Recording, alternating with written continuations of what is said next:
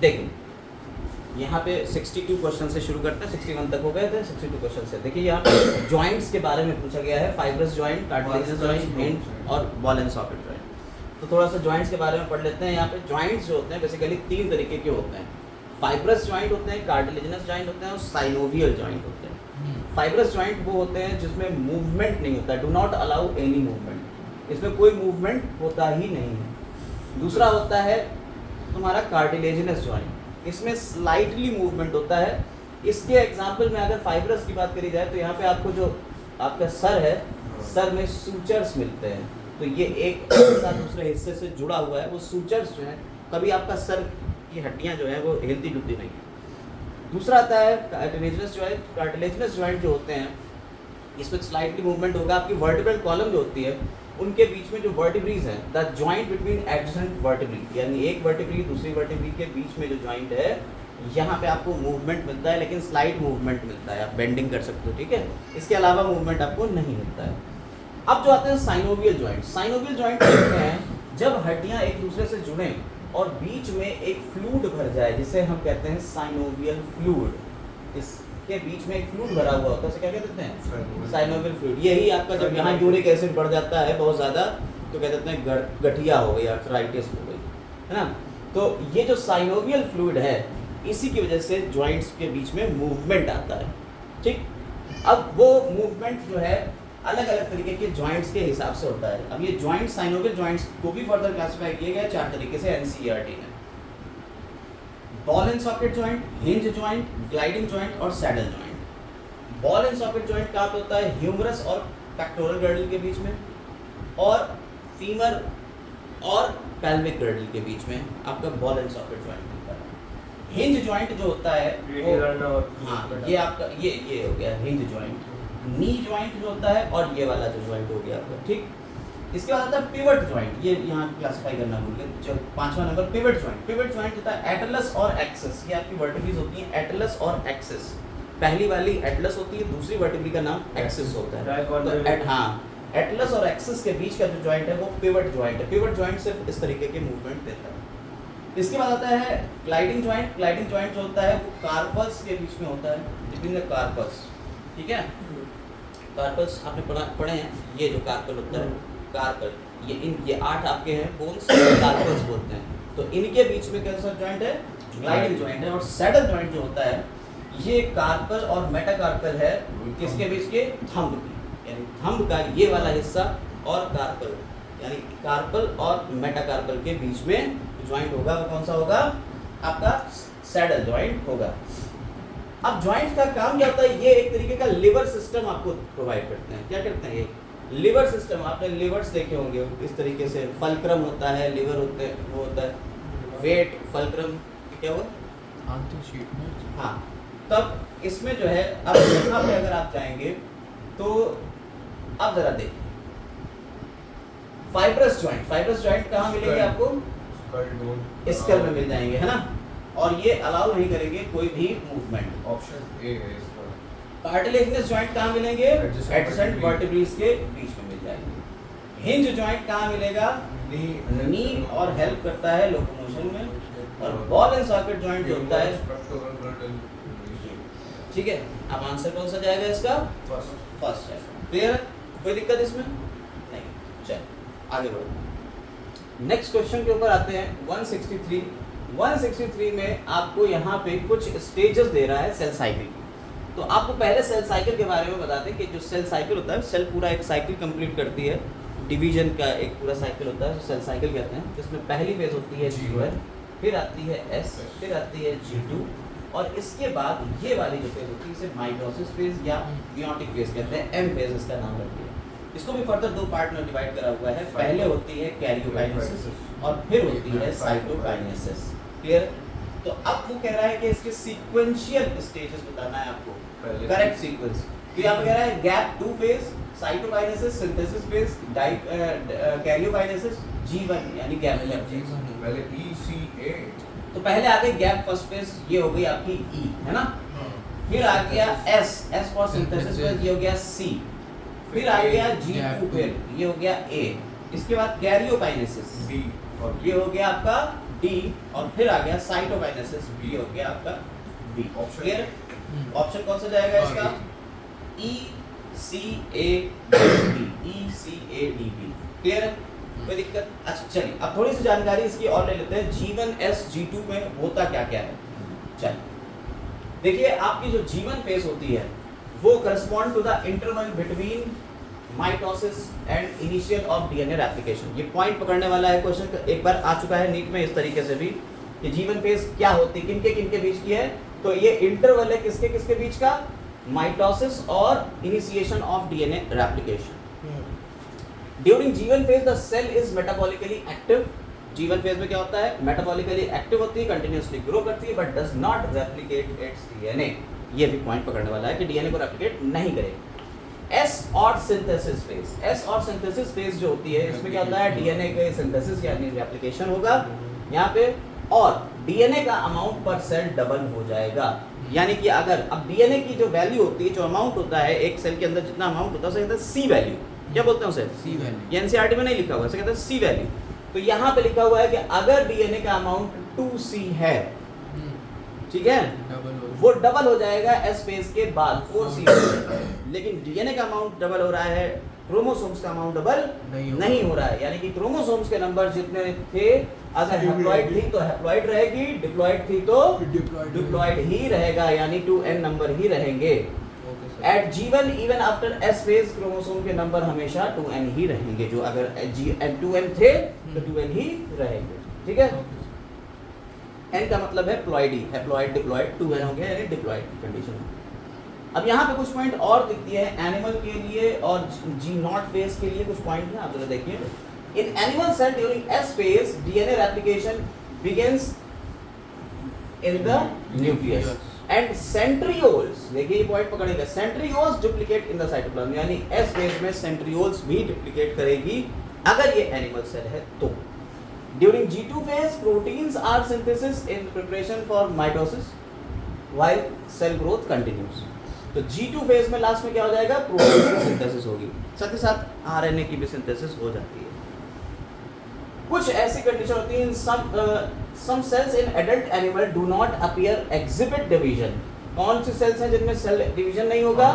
जैसे तुम्हारी heart sales हो गई और न्यूरॉन्स, ठीक है। And many other sales divide occasionally as need to replicate the cell। अब यहाँ पे एक पॉइंट पकड़ने वाला है कि जब जरूरत होगी तब ही डिवीजन होगा, ठीक है। जैसे इंजरी हो गई या डेथ हो गई उस टाइम पे, सेल की डेथ, तुम्हारी डेथ नहीं। अब अगर ये सेल रेस्ट की कंडीशन में होगी, यानी यहाँ पे जब डिवीजन नहीं हो रहा है तो ये क्या होंगी? रेस्ट की कंडीशन में रहेगी। उस स्टेज को क्या कहते हैं? क्विसेंट स्टेज या G0 स्टेज। हमने आप लोगों को एक बताया था, प्लांट में जो रूट्स होती हैं उसमें यहाँ पे एक सेंटर होता है, इसे कहते हैं क्विसेंट सेंटर। क्या बोलते हैं? Quiescent centre. ये टर्म दिया था क्लोव ने, एक साइंटिस्ट थे जिनका नाम था क्या? क्लोव। उन्होंने क्विसेंट सेंटर टर्म दिया था। यहाँ पे भी आपका यही कंडीशन देखने को मिलती है। तो cells in this stage remain metabolically active but no longer proliferate unless called not to do so depending on the requirement of the organism. ठीक है, अब आते हैं in animals mitotic cell division is only seen in diploid somatic cell. Mitosis जो होती है वो किसमें होगी? एनिमल्स में सिर्फ और सिर्फ डिप्लॉइड में, जबकि प्लांट्स में आपको हाउएवर कुछ एक्सेप्शन है यहाँ पे, ठीक है। For example male honey bee, male honey bee जो होती है उसमें सॉरी माइटोटिक सेल्स डिवीजन यानी कि तुम्हारे हो गया मियोसिस की बात हो रही है ना। हाँ माइटोटिक सेल डिवीजन मियोसिस। हाँ, अब आगे देख, मेल हनी बी में जो होता है वो क्या होती है? यहाँ पे पार्थेनोकार्पी होती है, माइटोसिस होती है, ठीक। माइटोसिस है, मियोटिक होता है माइटोसिस, मियोसिस कह दो या मियोटिक कह दो, और माइटोटिक कह दो या माइटोसिस कह दो, वो अलग अलग चीज़ है। तो डिप्लॉइड में होगी, लेकिन इसमें जो है मेल हनी बी में भी ये होता है, ठीक। अगेंस्ट दिस प्लांट्स में हैप्लॉइड और डिप्लॉइड दोनों में ये होती है। मेल हनी बी का दूसरा नाम क्या होता है? ड्रोन्स। हाँ, यही ड्रोन्स है। ये ड्रोन ड्रोन्स, क्वींस और वर्कर्स। क्वीन वर्कर फीमेल, हाँ। ड्रोन्स मेल, ठीक है। यहाँ पार्थेनोकार्पी के थ्रू ये बनते हैं, ये सिर्फ और सिर्फ स्पर्म बनाते हैं और कुछ नहीं। ग्रैंडसन और ग्रैंडफादर तो हो सकते हैं, बट सन और फादर नहीं हो सकते। ग्रैंड सन और ग्रैंड फादर हो सकते हैं, लेकिन सन नहीं हो सकता है ना। ये वाला क्राइटेरिया होता है, अब ये बता देंगे एक Study मिनट। में लिखा हुआ है। पता है। अच्छा, ऑल्टरनेशन ऑफ जनरेशन आपने देखा है प्लांट्स में। प्लांट्स में जब ऑल्टरनेशन ऑफ जनरेशन की बात करते हैं तो आप देखते हैं एल्गी। एल्गी जो होता है वो हैप्लॉइड लाइफ साइकिल ही करता है, वहाँ मियोसिस आपको देखने को मिलती है। कौन कौन सी होती तो एल्गी में जो लाइफ साइकिल होता है वो हैप्लॉन्टिक लाइफ साइकिल होता है, उसमें जाइगोटिक मियोसिस होती है। फिर आ जाता है ब्रायोफाइट, उसमें हैप्लॉन्टिक डिप्लॉन्टिक दोनों होता है, हैप्लोडिप्लॉन्टिक होता है। टेरिडोफाइट में भी हैप्लोडिप्लॉन्टिक होता है। जिम्नो और एंजियो में डिप्लॉन्टिक लाइफ साइकिल होता है, ठीक है। चलिए खैर आगे बढ़ते हैं अब नेक्स्ट क्वेश्चन के ऊपर। 64 question. Tumor the inducing- TI plasmid of agrobacterium tumefaciens refers for stands for, क्या होता है टीआई? ट्यूमर ट्यूमर इंड्यूसिंग होता है। अब यहाँ पे एनसीईआरटी में आपकी पूरी एक वो है हेडिंग, हमने उस पूरी हेडिंग को ही यहाँ पे रखा हुआ है, जिससे आपको थोड़ी बहुत चीजें और भी याद हो जाएंगी या रिकॉल हो जाएंगी। कह रहे हैं कि आपने कहा कि vectors for genes in plants and animal, ये नेचुरल वेक्टर्स होते हैं जो प्लांट्स और एनिमल के लिए होते हैं।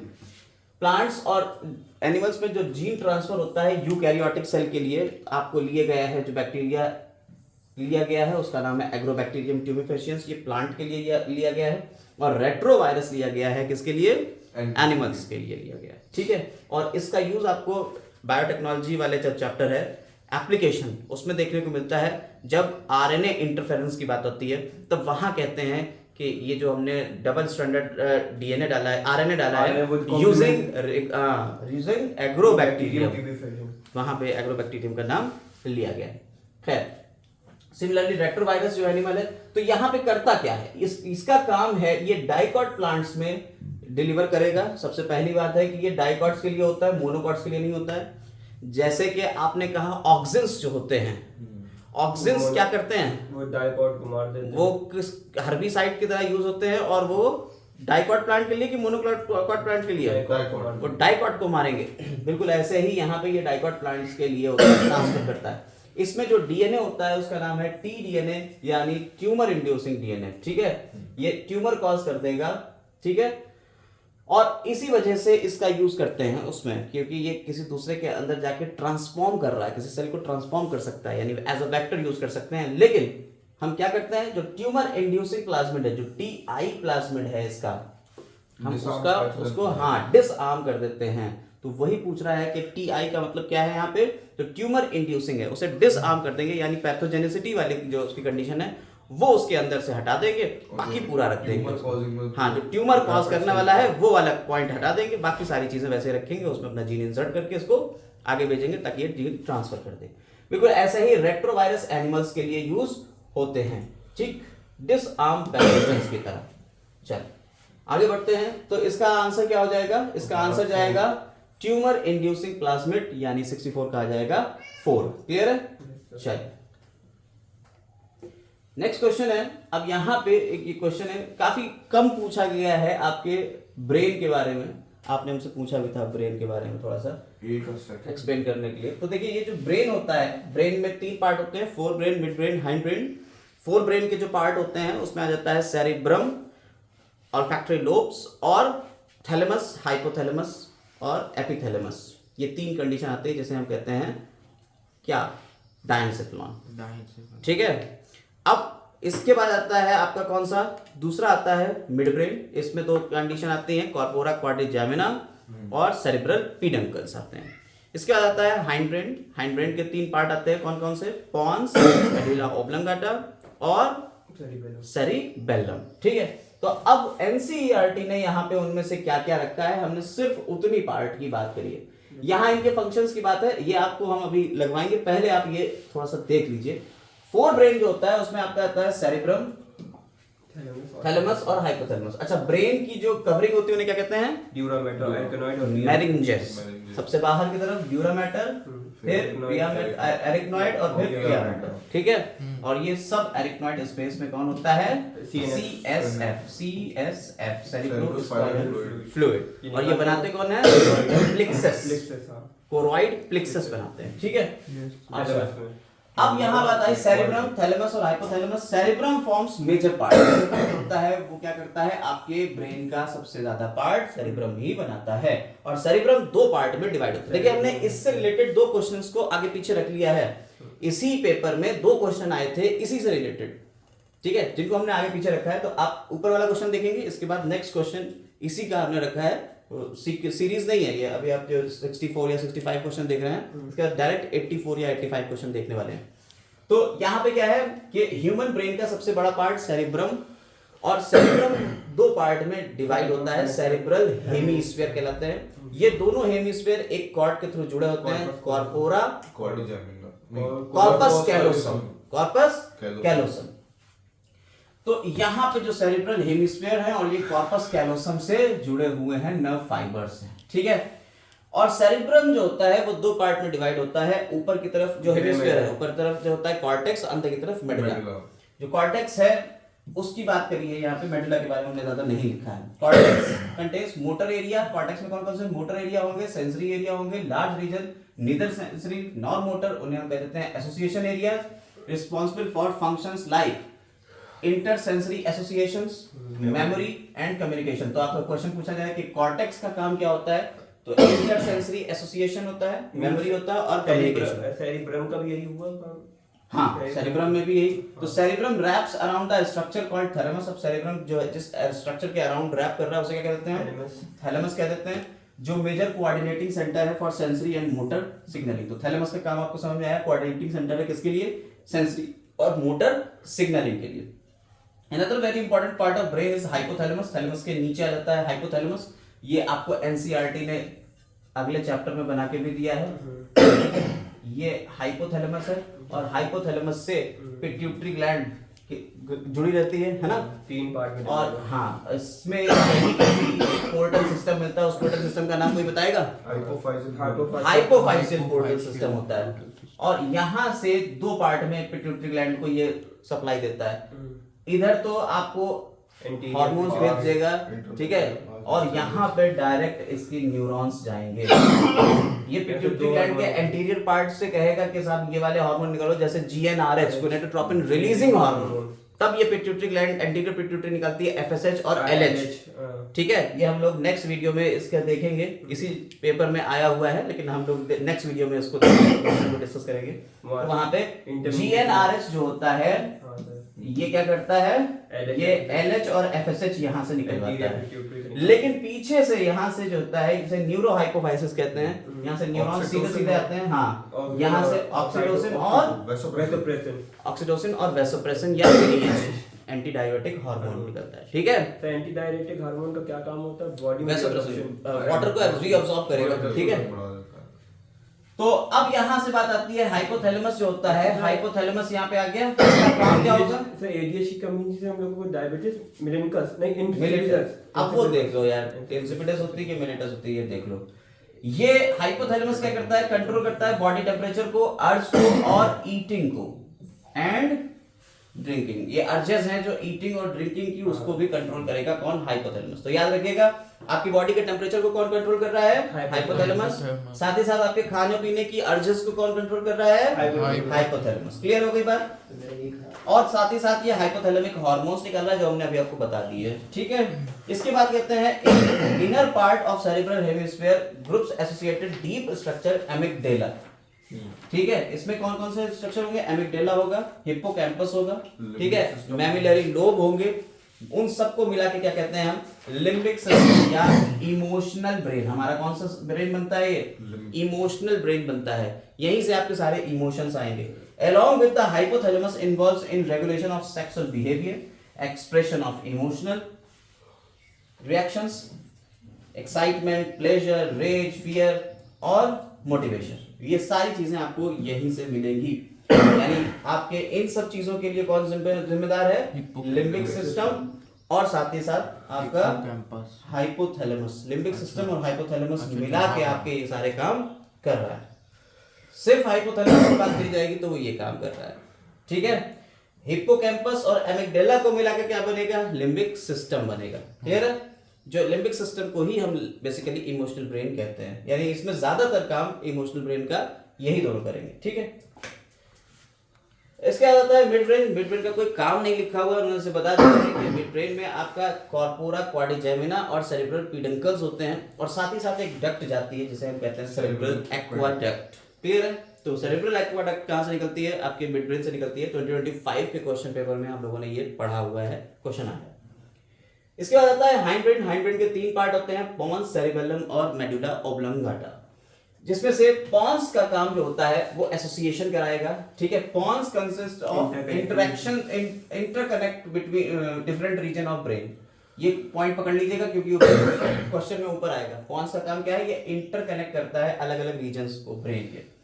इसके बाद आता है आपका cerebrum has very convoluted surface और एडिशनल स्पेस प्रोवाइड करता है न्यूरॉन्स को।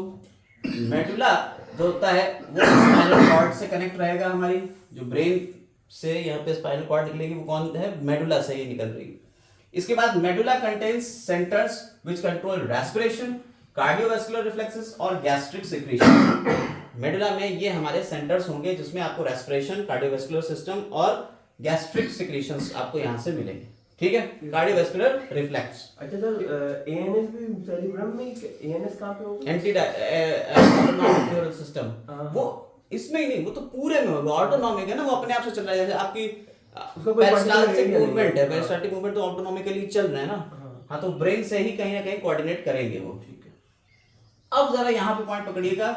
3 मेजर रीजन्स हैं, ब्रेन स्टेम बना रहे हैं। कौन कौन से होते हैं? मिड ब्रेन, पोन्स और मेडुला ऑब्लंगाटा को मिला के क्या कहते हैं? ब्रेन स्टेम कहते हैं। और ब्रेन स्टेम कनेक्ट करता है ब्रेन को स्पाइनल कॉर्ड से। पॉइंट पकड़ लिया? याद हो गई चीजें? नहीं, फिर से समझ लीजिए। ब्रेन स्टेम में 3 चीजें आ गई, कौन? मिड ब्रेन, पोन्स और मेडुला ऑब्लंगाटा। यानी कि आप अगर ऐसे देखें तो ये वाला पार्ट छोड़ दीजिए, यहाँ से ये जो जा रहा है वो ये नीचे आपका तक पूरा, पूरा- हाँ, मेडुला ऑब्लंगाटा हो गया। हाँ। ये पोन्स हो गया, आगे की तरफ उभरा हुआ है ये पोन्स हो गया, और इसके बाद आता है मिड ब्रेन, तो ये मिड ब्रेन हो गया। इन तीनों को मिला के क्या कह दिया? ब्रेन स्टेम कह दिया, ठीक। चलो अब क्वेश्चन को पकड़ते हैं और देखते हैं आंसर तुम बता पाते हो या नहीं इतने जानकारी के बाद। चलिए, पोन्स किससे कनेक्ट होगा? पोन्स क्या कर रहा है? पोन्स कनेक्ट करता है डिफरेंट रीजन ब्रेन के, ठीक है। हाइपोथैलेमस का काम क्या होता है? Neuro secretary. Hypothalamus neuro secretary होता है, हाँ। ठीक है। इसके अलावा ये आपकी अर्जेस को कंट्रोल कर रहा है, साथ साथ टेम्परेचर को कंट्रोल कर रहा है। मेडुला का कंट्रोल रेस्पिरेशन। मेडुला आपका इनवॉलेंट्री, याद रखिएगा, इनवॉलेंट्री फंक्शंस को मेडुला ही कंट्रोल करेगा। अब उसमें तुम्हारे और कौन से आ जाएंगे? Control respiration. रेस्पिरेशन का हो गया, गैस्ट्रिक सिक्रीशंस हो गए, ठीक है। और सेरिबेलम तो हमारा वही सेरिबेलम बैलेंस करता है, बैलेंस बनाता है, ठीक है। यहाँ पे सेरिबेलम के बारे में लिखा हुआ है, जो ये पोस्चर को रेगुलेट कर रहा है, बैलेंस बना रहा है, ठीक है। ये पॉइंट पकड़ लीजिएगा, हो गया। क्या जाएगा इसका? Option third. थर्ड जा रहा है, देख लो, इससे मिला लेना। डी का फर्स्ट है ना, थर्ड में ही है डी का फर्स्ट, ठीक है, क्लियर हो गया। अब इसी से रिलेटेड एक और क्वेश्चन पकड़िए। Cerebral hemispheres are connected by nerve tract known as corpus callosum. No sir, हाँ सही है। अरे, सेरिब्रल हेमिस्फीयर जो होता है वो नर्व ट्रैक्ट के थ्रू जुड़ा होता है, सही है। उसे कॉर्पस कैलोसम कहते हैं। और दूसरा कह रहा है the brain stem consist of medulla oblongata, pons और सेरिबेलम। Mid brain. सेरिबेलम होता है। अभी हमने आपको बताया ब्रेन स्टेम क्या होता है। ब्रेन स्टेम देखिए, ब्रेन में नीचे वाला पार्ट ये ब्रेन स्टेम, इसमें ये उभरा हुआ पार्ट होता है, इसे कहते हैं पोन्स। ये हो गया मेडुला ऑब्लंगाटा, और यहाँ के ऊपर होता है मिड ब्रेन। ये तीन चीजें मिलके बना रही है ब्रेन स्टेम। वो कह रहा है सेरिब्रम तो नहीं, गलत है। ठीक है, तो ये नहीं होगा। अच्छा, दूसरी बात, ये नर्व जो ट्रैक्ट है इससे कॉर्पस कैलोसम होता है। देखिए, ये पहली ही लाइन यहाँ पे लिखी हुई है, connected by tract of nerve fibres called corpus callosum. Clear हो गया? तो पहला पॉइंट तो आपका हो गया करेक्ट और दूसरा हो गया इनकरेक्ट। तो फर्स्ट इज करेक्ट और दूसरा इनकरेक्ट। ठीक है, क्या कह रहा है? Statement first is correct, second is incorrect. Clear है? कोई दिक्कत? नेक्स्ट क्वेश्चन के ऊपर आते हैं। Axoneme, cartwheel pattern, cristae, satellite. ये सेल से रिलेटेड क्वेश्चन है, बहुत ही बच्चों वाला क्वेश्चन है। आइए हम इसको ऐसे ही एक्सप्लेन कर देते हैं। देखिए, आपने कहा जब हम लोगों ने पढ़ा था फ्लैजिला और सीलिया, तो फ्लैजिला सीलिया में हम लोगों ने फ्लैजिला में पढ़ा था बीचों बीच का जो स्ट्रक्चर होता है जिसमें 9+2 अरेंजमेंट रहता है, 9+2 का अरेंजमेंट रहता है यूकैरियोटिक फ्लैजिला में 9+0। हाँ, इसे एक्सोनीम बोलते हैं। इसे क्या बोलते हैं? एक्सोनीम बोलते हैं। 9 और 2 क्या है? 9 होते हैं डबलेट और 2 होते हैं सिंगलेट। ये फ्लैजिला में हम लोगों ने पढ़े थे, ये पढ़े थे, याद आ रहा है? Yes sir. अब कुछ नाम हम आपसे पूछेंगे जो आपको बताना है, अगर नहीं बता पाए तो भी ठीक, बता दिया तो भी ठीक। यहाँ पे एक शीट रहती है, इसे क्या कहते हैं? सेंट्रल। यहाँ पे आपके दो होते हैं, ये इन्हें क्या कहते हैं? सिंगलेट्स। ये दो हैं, इन्हें क्या कहते हैं? डबलेट्स। ये दोनों हैं क्या? माइक्रोट्यूब्यूल्स। सिंगलेट और डबलेट क्या है? माइक्रोट्यूब्यूल्स।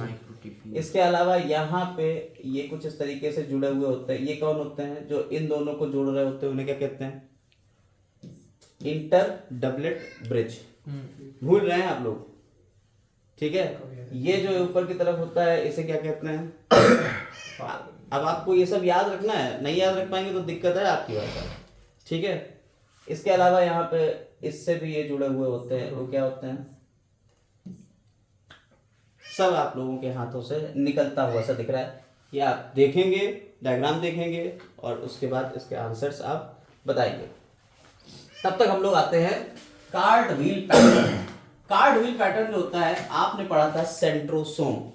सेंट्रोसोम जो होता है वो सेंटर होता है, कहते हैं एनिमल्स में मिलता है, और उसमें होती हैं सेंट्रियोल्स। ठीक है, और जो सेंट्रियोल्स होती हैं ये दो होती हैं। ठीक है, यस सर। और हाँ, दोनों एक दूसरे से 90 डिग्री के एंगल के ऊपर होती हैं। ये एंगल 90 डिग्री का होता है। ठीक है, और इनके आसपास का जो एरिया होता है ये असल में कोई कवरिंग नहीं है, ये एक एरिया है। इसे हमने कह दिया है सेंट्रोस्फीयर, और इससे निकलने वाली जो माइक्रोट्यूब्यूल्स हैं उन्हें कह दिया है एस्ट्रल रेज। अब एक जो ये है इसे कहते हैं सेंट्रियोल। तो सेंट्रियोल का स्ट्रक्चर जो होता है वो कार्ड व्हील लाइक स्ट्रक्चर होता है। यहाँ ट्रिपलेट्स होती हैं, डबलेट नहीं, यहाँ 3-3 का सेट होता है। ठीक है, और बीच में इसमें कुछ नहीं होता है, प्रोटीन्स का ये कंसंट्रेशन होता है, और यहां से ये रेडियल स्पोक्स के थ्रू जुड़ा हुआ होता है। मिला? इसके मिले? क्या क्या है? सबसे बाहर की तरफ ये जो कवरिंग है क्या है? प्लाज्मा मेम्ब्रेन है। ये दोनों हो गए डबलेट्स। ये बीच में इंटर डबलेट ब्रिज। ये जो इससे जुड़ा हुआ है ये कौन है? Radial spokes like this. ठीक है, और ये हो गए ये क्या है? Central sheath. मिला? ये सब बीच भूले बैठे हो। बीच वाला वो सेंट्रल, ये माइक्रोट्यूब्यूल हो गए सेंट्रल। ठीक है, सिंगलेट है। ये समझ में आई बात? अब ये और ये देखिए दोनों एक से ही हैं, लेकिन इसमें डबलेट्स हैं, इसमें ट्रिपलेट्स हैं, 3-3 है। ठीक है, तो ये आपका हो गया किसका? सेंट्रियोल्स का स्ट्रक्चर। ठीक है, ये किसका हो गया? ये किसका हो गया? फ्लैजिला का हो गया या सीलिया का हो गया। अब आती है बात क्रिस्टी की। चलिए अब हम इसको यहाँ से हटा रहे हैं। क्रिस्टी माइटोकॉन्ड्रिया की ना। क्रिस्टी आपको माइटोकॉन्ड्रिया में मिला था। माइटोकॉन्ड्रिया की जो इनर मेम्ब्रेन होती है अंदर की तरफ धसी हुई होती है, भैया कई बार हम लोग पढ़ चुके हैं। Yes sir. ठीक है, गोल्गी बॉडी को क्या कहते हैं नीचे? उसको सिस्टर्नी होती है वो। हाँ, वो सिस्टर्नी होती है। ये क्रिस्टी होती है, फिंगर लाइक स्ट्रक्चर क्रिस्टी। ठीक है, ये जो क्रिस्टी है, अब इसमें माइटोकॉन्ड्रिया की 2 मेम्ब्रेन है। बताइए कौन सी ज्यादा परमिएबल, कौन सी कम? अंदर वाली ज्यादा अंदर वाली ज्यादा परमिएबल, बाहर वाली कम परमिएबल होती है। में सर बाहर वाली ज्यादा। क्लोरोप्लास्ट में उल्टा होता है, बाहर वाली ज्यादा परमिएबल होती है, अंदर वाली कम परमिएबल। इसमें अंदर वाली होती है, क्लोरोप्लास्ट में बाहर वाली। जी, अब इसके अंदर यहाँ पे डबल स्ट्रैंडेड डीएनए होता है, सर्कुलर डीएनए होता है, क्लोरोप्लास्ट में भी मिलता है, माइटोकॉन्ड्रिया में मिलता है। यहाँ पे राइबोसोम्स भी होंगे, वो भी दोनों में मिलेंगे, 70s टाइप के होते हैं, इसीलिए दोनों को यानी क्लोरोप्लास्ट और माइटोकॉन्ड्रिया दोनों को क्या कहते हैं, सेमी ऑटोनोमस सेल कहते हैं। ठीक है, इसके अंदर जो लिक्विड भरा होता है उसे क्या कहते हैं, मैट्रिक्स कहते हैं। मैट्रिक्स के अंदर सारे एंजाइम क्रेब्स साइकिल के एक को छोड़ के सक्सिनेट डिहाइड्रोजिनेस को छोड़ के, सक्सिनेट डिहाइड्रोजिनेस कहाँ मिलेगा, इनर मेम्ब्रेन पे मिलेगा। ठीक है, इसके अलावा सक्सिनेट डिहाइड्रोजिनेस कॉम्प्लेक्स कौन सा कॉम्प्लेक्स होता है, सेकंड कॉम्प्लेक्स होता है। सक्सिनेट डिहाइड्रोजिनेस सेकंड कॉम्प्लेक्स होता है। जब फ्यूमरेट को मैलेट में बदलते हैं, फ्यूमरिक एसिड मैलिक एसिड में बदलता है, तब सक्सिनेट डिहाइड्रोजिनेस लगता है ना। नहीं, सक्सिनिक एसिड को फ्यूमेरिक एसिड में जब बदलते हैं तब वहां पे सक्सिनिक, हाँ तब वो आपका आता है वहां पे। ठीक है, ये इलेक्ट्रॉन ट्रांसपोर्ट सिस्टम को अगर देखा जाए तो पहले कौन सा आता है, फर्स्ट आता है NADH डिहाइड्रोजिनेस, दूसरा सेकंड में पहले, फिर उसके बाद तीसरा आता है, तीसरा का नाम क्या है, साइटोक्रोम BC1, फिर नीचे सक्सिनेट डिहाइड्रोजिनेस, फिर साइटोक्रोम B।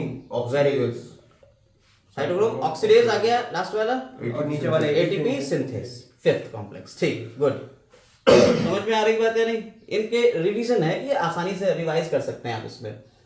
इसके अलावा यहाँ पे आपका जो काम होता है क्रेब्स साइकिल, क्रेब्स साइकिल में कितने एटीपी बनते हैं, अगर खाली क्रेब्स साइकिल की बात करी जाए और एक पायरुविक एसिड की बात करी जाए, एक पायरुविक एसिड है, ठीक है, वो जब अंदर जाएगा तो वो एसिड को एंजाइम ए में बदल जाएगा, और एक एसिड को एंजाइम ए जब घूमेगा तो कितने एटीपी आते हैं क्रेब्स साइकिल में, टोटल 2 ना, नहीं एक GTP हो गया, वो जीटीपी एटीपी सबको मिला के टोटल जीटीपी NADP उन सबको मिला के नेट में आपको कितने एटीपी मिल जाएंगे, नहीं 15 एटीपी मिलते हैं क्रेब्स साइकिल में, 15 मिलते हैं एक के लिए। और चूंकि फोटोसिंथेसिस वहां पे जब ग्लाइकोलाइसिस होती है तो 2 पायरुविक एसिड बनते हैं, तो इसलिए 15 दूनी 30 हो जाता है यहाँ पे। ठीक है, इंटू 2 = 30 हो जाता है। यहाँ से ग्लूकोज से पायरुविक एसिड तक जाते जाते 8 एटीपी मिलते हैं, टोटल हो जाते हैं 38 एटीपी, 2 ATP और 2 NADH। यस, क्लियर हो गई बात, कोई दिक्कत। और इलेक्ट्रॉन ट्रांसपोर्ट सिस्टम क्या करता है, जितने भी NADH या FADH हैं उनको कन्वर्ट कर देता है ATP में।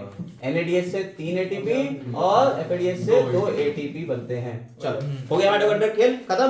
माइटोकॉन्ड्रिया की डिस्कवरी किसने करी, माइटोकॉन्ड्रिया की डिस्कवरी किसने करी, कोलिकर ने करी। इसका नाम बायोप्लास्ट किसने दिया था, अल्टमान ने। सी बेंडा ने इसे माइटोकॉन्ड्रिया का याद नहीं रखते हो यार तुम लोग। चलो आगे सैटेलाइट आते हैं, सैटेलाइट के ऊपर। अच्छा सर, एक पायरुवेट से जो पायरुविक एसिड से जो एक पायरुविक एसिड जब क्रेब्स साइकिल के अंदर जाएगा तो 15 एटीपी बनाएगा। ठीक है, क्रेब्स साइकिल में जाएगा तो 15 बनाए तो 2 गए हैं, 2 जाएंगे तो 30 बनेंगे। 30 यहाँ पे आप क्रेब्स साइकिल को देखिए जो हमने पढ़ा है डिटेल में, हमने पूरा क्रेब्स साइकिल पढ़ा।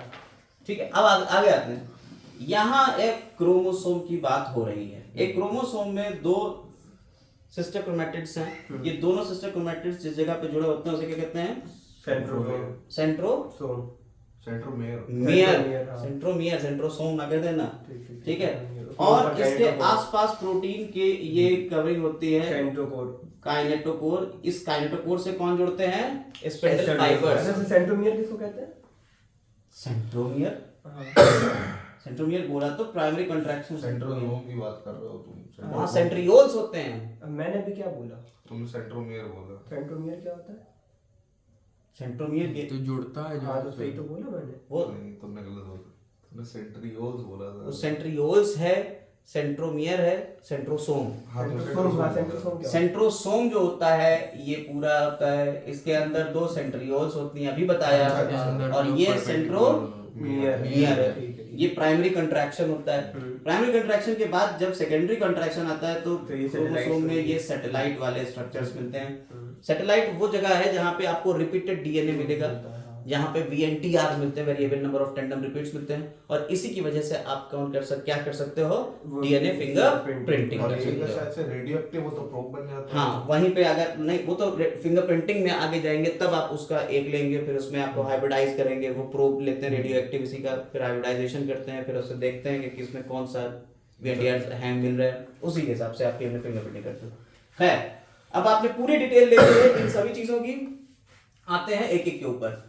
तो आपको क्रोमोसोम में मिला सैटेलाइट, क्रिस्टी मिल गया माइटोकॉन्ड्रिया में, कार्डविल लाइक स्ट्रक्चर होता है सेंट्रियोल्स हाँ। और एक्सोनियम सीलिया और फ्लैजिला का पार्ट हो गया। क्लियर हो गई बात? इसी के साथ हमारा आंसर कौन सा जाएगा बताइए? हमारा आंसर फर्स्ट जाना चाहिए। फर्स्ट है। डी का थर्ड एक इसमें भी है, एक इसमें भी है। तो फर्स्ट है। अब B फर्स्ट का सेकंड इसमें भी है, इसमें भी है। अरे बी से लेना पड़ेगा। बी वाला जो है वो कार्डविल स्ट्रक्चर फर्स्ट, डी का फर्स्ट, ये वाला जा रहा है, तो आंसर फर्स्ट जाएगा। क्लियर है? Okay, चल आगे आते हैं। Next question 167। यहां पे आपको सीलोम के बारे में बात बता रहे हैं कि सीलोम कैसी क्या होगी, उससे रिलेटेड क्वेश्चन है। तो उससे पहले आप सीलोम के बारे में यहां पढ़ लीजिए। देखिए ये 2025 के पेपर में भी हम आपको डिस्कस कर चुके हैं। 2026 में हो सकता है आ जाए, और 2024 में फिर से देख लीजिए। सीलोमेट्स जो होते हैं, ए सीलोमेट्स और स्यूडोसीलोमेट्स, तीन तरीके के एनिमल्स होते हैं। अगर सीलोम बिल्कुल भी नहीं मिलती है तब उन्हें कह देते हैं ए सीलोमेट। सीलोम क्या होती है? ये बॉडी कैविटी होती है। जैसे अगर आप कहें कि आपकी जो खाने वाला पोर्शन है, आपने मुंह से खाया खाना, तो ये पेट से होके जा रहा है, तो ये खाने वाला पोर्शन आपका ये हो गया, ये पेट में चला गया, और फिर इसके बाद इंटेस्टाइन वाला हो गया, ये हो गया। लेकिन आप देखें कि आप ये सारी चीजें भी किसी एक कैविटी के अंदर हैं, तो ये जो कैविटी है, इस कैविटी को हम सीलोम कह देते हैं। इन बीच की जो कैविटीज है हम सीलोम कहते हैं। ये सीलोम बनती कैसे है? जब आपकी ओरिजिन हो रही होती है तो एक्टोडर्म, मेसोडर्म और एंडोडर्म, ये तीन डर्म होती हैं। अगर आपकी जर्म लेयर एक्टोडर्म और मेसोडर्म ही है और एंडोडर्म है, ठीक है, इनमें से कोई भी स्प्लिट नहीं हो रही है, किसी में कुछ कोई गैप नहीं है, तब तो ये ए सीलोमेट कंडीशन कहलाएगी। जब मेसोडर्म जो होती है उसमें स्प्लिट हो जाती है वो दो पार्ट में पूरी की पूरी, तो यहाँ एक कैविटी बन गई, ये सीलोमेट, तो इन्हें सीलोमेट कह देते हैं। लेकिन जब ये मेसोडर्म पैचेस की फॉर्म में होगी तब इसे स्यूडो सीलोमेट कहेंगे। ठीक है? और यही वाला क्वेश्चन पूरा उन्होंने फ्रेम करा था कहानी के तौर पे। आता है लड़के ने देखा है, उसको ये भी मिला, बताओ क्या होगा, तो वो 2025 में क्वेश्चन ये आया हुआ है। तब इसे स्यूडो सीलोमेट कहेंगे। स्यूडो सीलोमेट सिर्फ और सिर्फ किस में देखा गया है? एस्कियलमेंथीज में देखा गया है। एस्कियलमेंथीज से पहले सारे ए सीलोमेट होते हैं, एस्कियलमेंथीज के ऊपर सारे सीलोमेट होते हैं। ठीक है, बात ही खत्म हो गई। यहाँ पे कुछ चीजें लिखी हुई है, चाहिए पढ़िए चाहिए ना पढ़िए, आपने सिर्फ यहाँ पे पढ़ा स्यूडोसीलोमेट, एस्कियलमेंथीज, एस्कियलमेंथीज से पहले ए सीलोमेट, इसके बाद सीलोमेट। क्लियर हो गई बात? अब यहाँ पे क्वेश्चन को देखेंगे। क्वेश्चन क्या कह रहा है? Annelids are true coelomates. Annelids जो होते हैं वो ट्रू सीलोमेट्स होते हैं? नहीं। क्या एनिलिडा में सीलोम नहीं, ट्रू सीलोमेट तो होते हैं? Aschelminthes are a coelomates. नहीं, गलत है। नहीं है। Poriferans are pseudocoelomates. नहीं, गलत है। ये भी गलत है। Platyhelminthes are pseudocoelomates. ये भी गलत है। तो ओनली वन इज करेक्ट और ये जाएगा थर्ड। क्लियर है? Yes, sir. कोई दिक्कत नहीं? चलो, बहुत ही सिंपल है। आगे बढ़ते हैं। Which of the following is not steroid hormone? देखिए, आप लोगों ने हार्मोन्स का जब एक्शन पढ़ा है तो हार्मोन्स का एक्शन दो तरीके से पढ़ा है। या तो हार्मोन सेल के सरफेस के ऊपर जाएगा या हार्मोन सेल को क्रॉस करता हुआ अंदर चला जाएगा। यह हार्मोन एक्शन है। अगर हार्मोन्स बने होते हैं किसके? स्टेरॉइड्स के, तो वो अंदर चले जाते हैं और उनके रिसेप्टर होते हैं न्यूक्लियस के पास में। और अगर हार्मोन स्टेरॉइड्स के अलावा कहीं है वो सरफेस पे रहेंगे, उसके रिसेप्टर यहाँ रहेंगे हार्मोन्स के। तो जब रिसेप्टर यहाँ है तो उन्हें सेकेंडरी मैसेंजर की जरूरत पड़ती है। इन्हें क्या पड़ती है? सेकेंडरी मैसेंजर की जरूरत पड़ती है अगर वो सरफेस पे है। अगर अंदर चले जा रहे हैं तो उन्हें सेकेंडरी मैसेंजर की जरूरत नहीं पड़ेगी। याद रख लीजिएगा। सेकेंडरी मैसेंजर कौन होता है? साइक्लिक एएमपी होता है। ठीक है, cyclic AMP as a secondary messenger काम करता है। ठीक है, आइए अब इधर आते हैं। हार्मोन्स को क्लासिफाई किया गया है पेप्टाइड, पॉलीपेप्टाइड, प्रोटीन हार्मोन में, स्टेरॉइड हार्मोन में, आइडोथायरोनिन्स और अमीनो एसिड डेरिवेटिव्स में। अब पेप्टाइड, पॉलीपेप्टाइड और प्रोटीन में आपको पता है, इंसुलिन को आप पढ़ के आए हो बायोटेक्नोलॉजी में, आपने कहा है कि ए चेन होती है, बी चेन होती है और दोनों चेनों को डाइसल्फाइड बॉन्ड से जोड़ देते हैं, तो ये तो प्रोटीन ही होता है ना। तो ये प्रोटीन हो गया। ग्लूकेगॉन इसी का भाई है, इंसुलिन ग्लूकेगॉन दोनों कहाँ से निकल रहे हैं? पैनक्रियाज से। पैनक्रियाज की अल्फा सेल से निकल रहा है ग्लूकेगॉन, बीटा सेल से निकल रहा है इंसुलिन, ठीक है, आइलेट्स ऑफ लैंगरहैंस।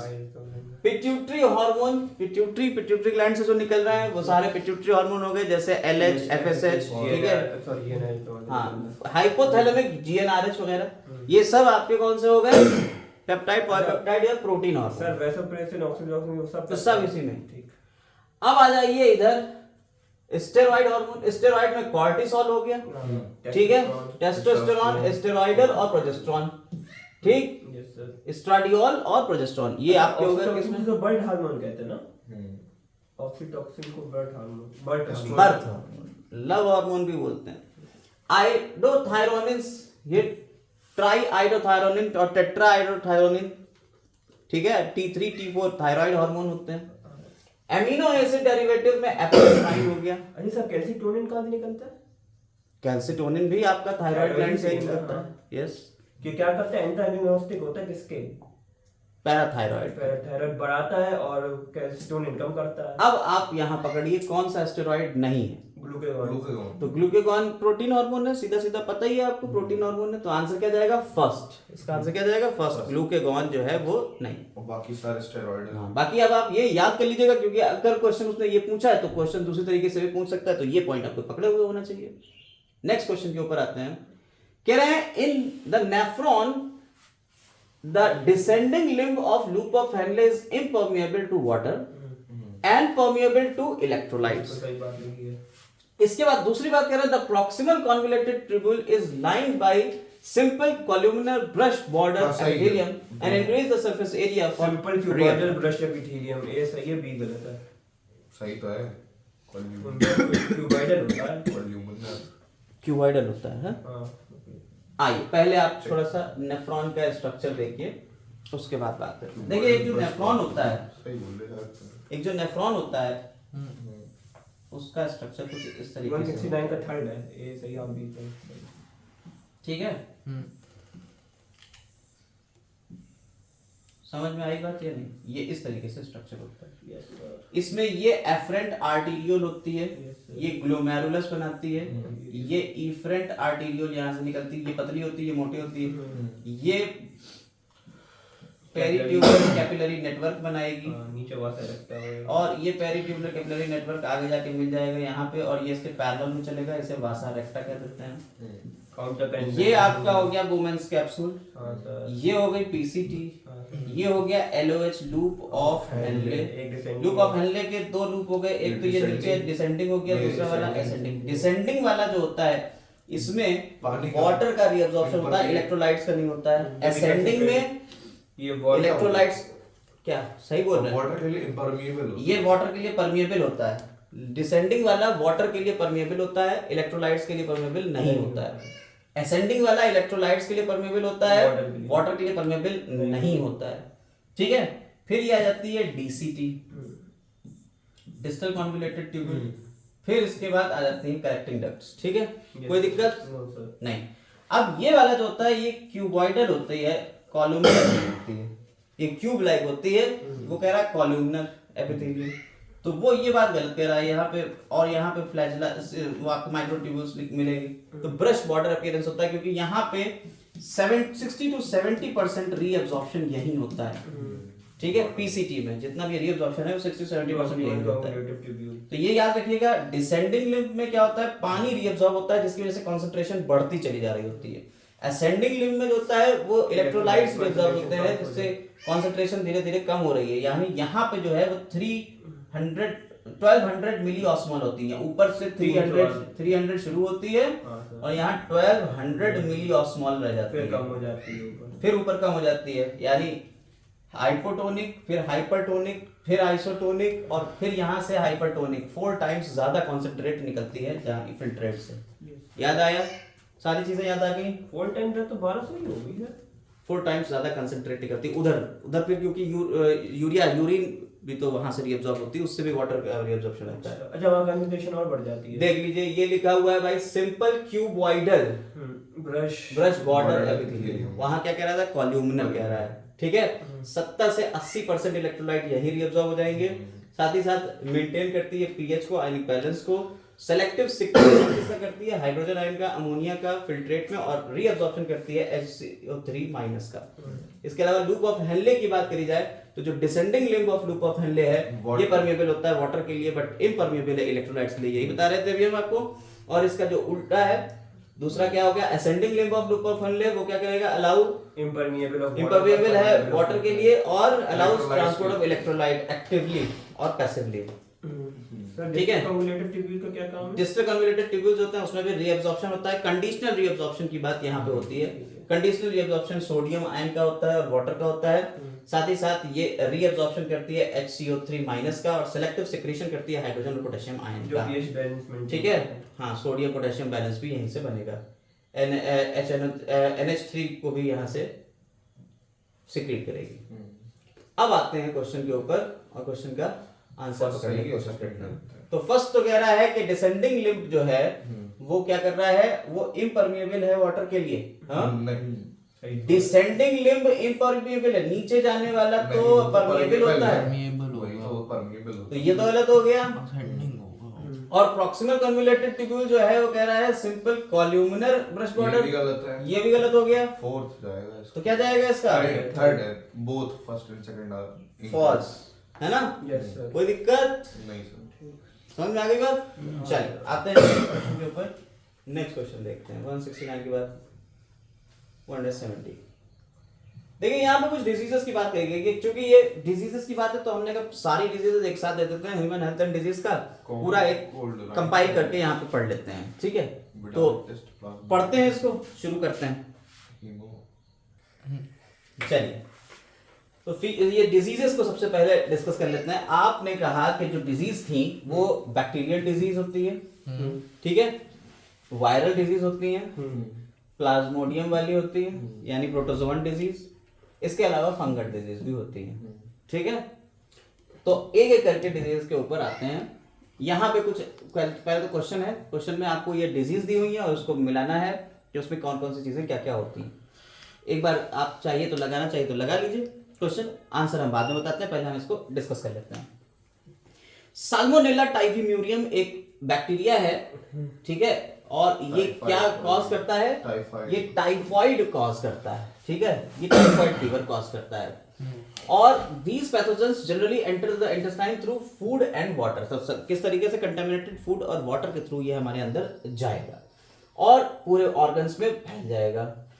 सबसे पहले होगा क्या, सस्टेन्ड हाई फीवर रहेगा, लगातार बना रहेगा 39 to 40 डिग्री, वीकनेस आएगी, स्टमक पेन होगा, कॉन्स्टिपेशन होगा, हेडेक होगा, लॉस ऑफ एपेटाइट होगा और सम कॉमन सिम्टम्स यही, ठीक है। इसके अलावा सीवियर केस में जो होता है वो डेथ भी हो सकती है, ठीक है, इंटेस्टाइनल परफोरेशन भी हो सकता है, इंटेस्टाइन में परफोरेशन भी हो सकता है सीवियर केस में। टाइफाइड को किस तरीके से हम कंफर्म करते हैं, कौन सा टेस्ट करके डॉक्टर क्या कहेगा कि टाइफाइड हुआ है, तो विडाल टेस्ट कराया जाता है, ठीक है। तो एक क्लासिक एग्जांपल है मैरी मिलन का, तो उनको कहते थे, निक नेम है उनका टाइफाइड मैरी। इन्होंने लगातार जो है टाइफाइड इनको था और ये पेशे से क्या थी, कुक थी, और ये लगातार सर्व करती रही 2 साल तक, सेवरल ईयर्स तक इन्होंने जो है वो फूड लोगों को दिया और फैलाया टाइफाइड। इसके अलावा एक और डिजीज है जिसका नाम है निमोनिया, स्ट्रेप्टोकोकस निमोनी या हीमोफिलियस इन्फ्लुएंजा से ये होती है। और ये करते क्या है, हमारी बॉडी के अंदर जाके ये इन्फेक्ट कर देंगे एल्वेली को, और उसके एल्वेली में क्या भर जाएगा, पानी भर जाएगा, ठीक है। और जब पानी भर जाएगा तो एक्सचेंज ऑफ गैसेस तो होंगी नहीं, ठीक है, तो रेस्पिरेटरी प्रॉब्लम्स आने लगेंगी, ठीक है। सिम्टम्स इसमें क्या आएंगे आपके, इंक्लूड होता है इसमें फीवर, चिल्स, कफ, हेडेक, ये सिम्टम्स निमोनिया के। हाँ, आप जो नाखून है वो कैसे पड़ जाएंगे, नीले पड़ जाएंगे। तो यहाँ पे लिखा हुआ है लिप्स और फिंगर्स जो हैं वो मे टर्न ग्रेइश टू ब्लू हो जाएंगे कलर में। एक हेल्दी पर्सन को ये कहाँ से मिलेगी, हेल्दी पर्सन को ये डिजीज कैसे मिलती है, हेल्दी पर्सन को ये डिजीज मिलती है इनहेलिंग ड्रॉपलेट्स और aerosols release from the infected person. जैसे हम इन्फेक्टेड हैं, ये पीछे बैठे हुए खांस रहे हैं, और अगर इनको निमोनिया होगा तो आपके आसपास वाले जो हेल्दी लोग हैं उनमें ये पहुंच जाएगा हवा के थ्रू, ठीक है। तो एयरबॉर्न हो गई। इसके अलावा ये ग्लासेस या यूटेंसिल्स से भी हो सकती है, ठीक है, इन्फेक्टेड पर्सन के। इसके अलावा कुछ बैक्टीरियल डिजीज में नाम आते हैं, जैसे डिसेंट्री हो गया, प्लेग हो गया, डिप्थीरिया हो गया, ये सब आपके बैक्टीरियल डिजीज के नाम हो गए, ठीक है। अभी हम लोग इसी में ही डिस्कस करेंगे डिप्थीरिया, प्लेग और डिसेंट्री के बारे में भी थोड़ा थोड़ा। इसके अलावा जो है वायरल डिजीज की बात करते हैं। वायरल डिजीज में जो पहला होता है राइनो वायरस, जो होता है वो represent one of such group of viruses which cause the most infectious human elements. जैसे कि आपका हो गया कॉमन कोल्ड। तो कॉमन कोल्ड किससे होता है? राइनो वायरस से। अभी हम लोगों ने पढ़ा था रेट्रो वायरस के बारे में। रेट्रो वायरस क्या करता है, उसका यूज कहाँ करते हैं? ट्यूमर। इसके अलावा एक और रेट्रो वायरस है, वो कौन है? AIDS, yes. इसके अलावा एड्स जो होता है, HIV वायरस जो है वो रेट्रो वायरस है।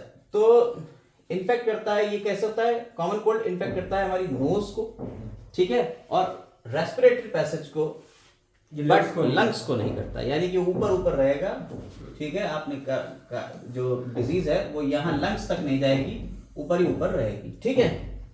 इसमें होता क्या है भाई, आपने जुकाम की बात हो रही, क्या होता है? नेजल कंजेशन होगा, ठीक है। इसके अलावा डिस्चार्ज होगा, सोर थ्रोट हो सकता है, हॉर्सनेस हो सकती है, कफ हो सकता है, हेडेक होता है, टायर्डनेस होती है। कब से कब तक रहेगा? 3 से 7 दिन तक ये आपको रहेगा।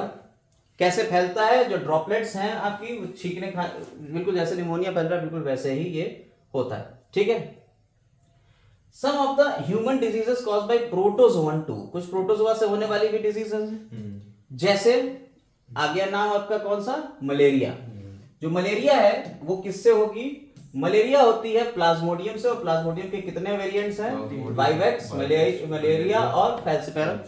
इसके अलावा एक और भी है, Plasmodium vivax, Plasmodium malariae, Plasmodium falciparum, और एक और है चौथा, जिसका नाम आप बताएंगे। फेटल वाली है वो तो। नहीं, ये तो फैल्सिपेरम वाली है। प्लाज्मोडियम फैल्सिपेरम सबसे ज्यादा नुकसानदेह होती है और ये मार भी सकती है, ठीक है। अब आते हैं कि इसका लाइफ साइकिल कैसे होता है। सबसे पहले आप लोग इसका डायग्राम देखें लाइफ साइकिल का। ये है 2 होस्ट होते हैं। अच्छा सर, हम लोग सबसे पहले क्या होता है, मॉस्किटो आपको बाइट करता है, हाँ, और मॉस्किटो जब आपको काटता है तो अपनी सलाइवरी ग्लैंड से स्पोरोजोइड्स आपके अंदर डाल देता है। क्या डाल रहा है? स्पोरोजोइड्स। तो जो आपका मच्छर है, मच्छर का नाम क्या है? फीमेल एनोफिलीज, ठीक है। एनोफिलीज मॉस्किटो है, और ये फीमेल वाला। मेल वाला क्या करता है? मेल वाले को खाना कहाँ से मिलता है? मेल वाला जो होता है वो नेक्टर को चूसता है, प्लांट्स के नेक्टर को। फीमेल वाली बाइट क्यों कर रही है? ये भी तो नेक्टर चूस सकती है, ये बाइट क्यों कर रही है? इसको इसके एग्स को डेवलप करने के लिए चाहिए है न्यूट्रिशन एक्स्ट्रा, तो ये वहां से लेगी खून से। ये स्पोरोजोइट्स पहुंचेंगे पहले आपके लिवर में, और लिवर की सेल्स को डैमेज करेंगे। फिर उसके बाद वहां से सेल्स जब टूटेंगी तो उसके अंदर से जो निकलेंगे, यहाँ पे क्या कर रहा है? एसेक्सुअल रिप्रोडक्शन कर रहा है, ठीक है। फिर ये पहुंचेंगे हमारे आरबीसीज में, और फिर ये आरबीसीज में एसेक्सुअल रिप्रोडक्शन करेंगे, और आरबीसीज में जाने के बाद ये आरबीसीज को जब तोड़ते हैं तो आरबीसीज का जो हीमोग्लोबिन होता है वो किस में कन्वर्ट हो जाता है? हीमोजोइन। ये एक टॉक्सिक है केमिकल जो हमारे लिए नुकसानदेह है, और हमें रिकरेंट चिल्स और फीवर्स इसी में होता रहेगा। अब ये जो निकले हैं इसके अंदर से वो गैमेटोसाइट्स निकले, इसके मेल फीमेल गैमेटोसाइट्स। जब कोई दूसरा मॉस्किटो फीमेल एनोफिलीज हमें बाइट करेगा तो ये गैमेटोसाइट्स फीमेल और मेल वाले उसके अंदर स्टमक में चले जाएंगे, और स्टमक में जब ये जाएंगे तो वहां फर्टिलाइजेशन होगा गट के अंदर, और गट में फर्टिलाइजेशन के बाद जो स्पोर्स बनेंगे वो स्पोर्स इसके वॉल से होते हुए सैलिवरी ग्लैंड में स्टोर हो जाएंगे जाके वापस, और वापस से स्टोर होके जब ये दूसरे को इम्पैक्ट करना होगा तो ये फिर काटेगा, तो ये उसके सैलिवरी ग्लैंड से फिर से। मेन होस्ट कौन होगा? मॉस्किटो। अब यहाँ पे आपने देखे 2 होस्ट हो गए, एक तो हो गया मॉस्किटो होस्ट और दूसरा हो गया ह्यूमन होस्ट। अब इसमें आती है बात प्राइमरी होस्ट और सेकेंडरी होस्ट। वो होते हैं जिनमें सेक्सुअल रिप्रोडक्शन। प्राइमरी होस्ट वो होते हैं जिनमें सेक्सुअल रिप्रोडक्शन होता है, जैसे आपका हो गया मच्छर यहाँ पे, ठीक है सर। और सेकेंडरी होस्ट वो होते हैं जिसमें एसेक्सुअल रिप्रोडक्शन होता है, जैसे हम हो गए यहाँ पे ह्यूमंस। क्लियर है? एसेक्सुअल रिप्रोडक्शन यहीं पे तो होगा मल्टीपल फ्यूजन के थ्रू। हाँ हाँ ठीक है, और ये सेक्सुअल रिप्रोडक्शन है, फर्टिलाइजेशन और सेक्सुअल रिप्रोडक्शन। समझ में आई बात? तो वो कह रहा है हीमोजोइन क्या है? हीमोजोइन एक टॉक्सिक केमिकल है जो रिस्पॉन्सिबल है चिल्स के लिए। ठीक, अगर आपको पढ़ना हो तो ये पढ़ सकते हैं, वैसे हमने सारी चीजें समझा दी हैं। अगर आपको पढ़ना है तो एनसीईआरटी का ये पूरा पैराग्राफ है, पढ़ सकते हैं। इसके बाद एक और प्लाज्मोडियम प्रोटोजोवन है जिसका नाम है एंट अमीबा हिस्टोरिटिका। ये भी एक प्रोटोजोवन पैरासाइट है जो लार्ज इंटेस्टाइन के ऊपर जाएगा। ठीक है, और लार्ज इंटेस्टाइन में ये रहेगा और जो डिजीज कॉज करता है उसका नाम है अमीबिक डाइसेंट्री या अमीबियासिस। ठीक है, इस डिजीज में होता क्या है? Symptoms of this disease includes constipation, abdominal pain, cramps, stools और excess mucus with blood clots. ठीक है, ये भी निकल सकता है। इसको कॉज कौन करता है? जो हाउस फ्लाइज हैं वो कैरी करेंगी इसके ट्रांसमीटर के तरह का। जैसे वहां पे ट्रांसमिट कौन कर रहा था? वेक्टर का काम कर रहा था मॉस्किटो। कौन सा मॉस्किटो था? Anopheles mosquito. यहाँ पे आपकी हाउस फ्लाई होगी, ये फीकल मैटर और सबको इससे कंटामिनेट कर देंगी। ठीक है, हाँ, एडीज डेंगू का है, फाइलेरियासिस का है। ठीक है, अब आते हैं तो ये हो गया आपका कौन से प्रोटोजोआ। क्लियर है? बचने का तरीका तो अभी लास्ट में आपको सारे बचने के तरीके एक साथ बता दिए जाएंगे।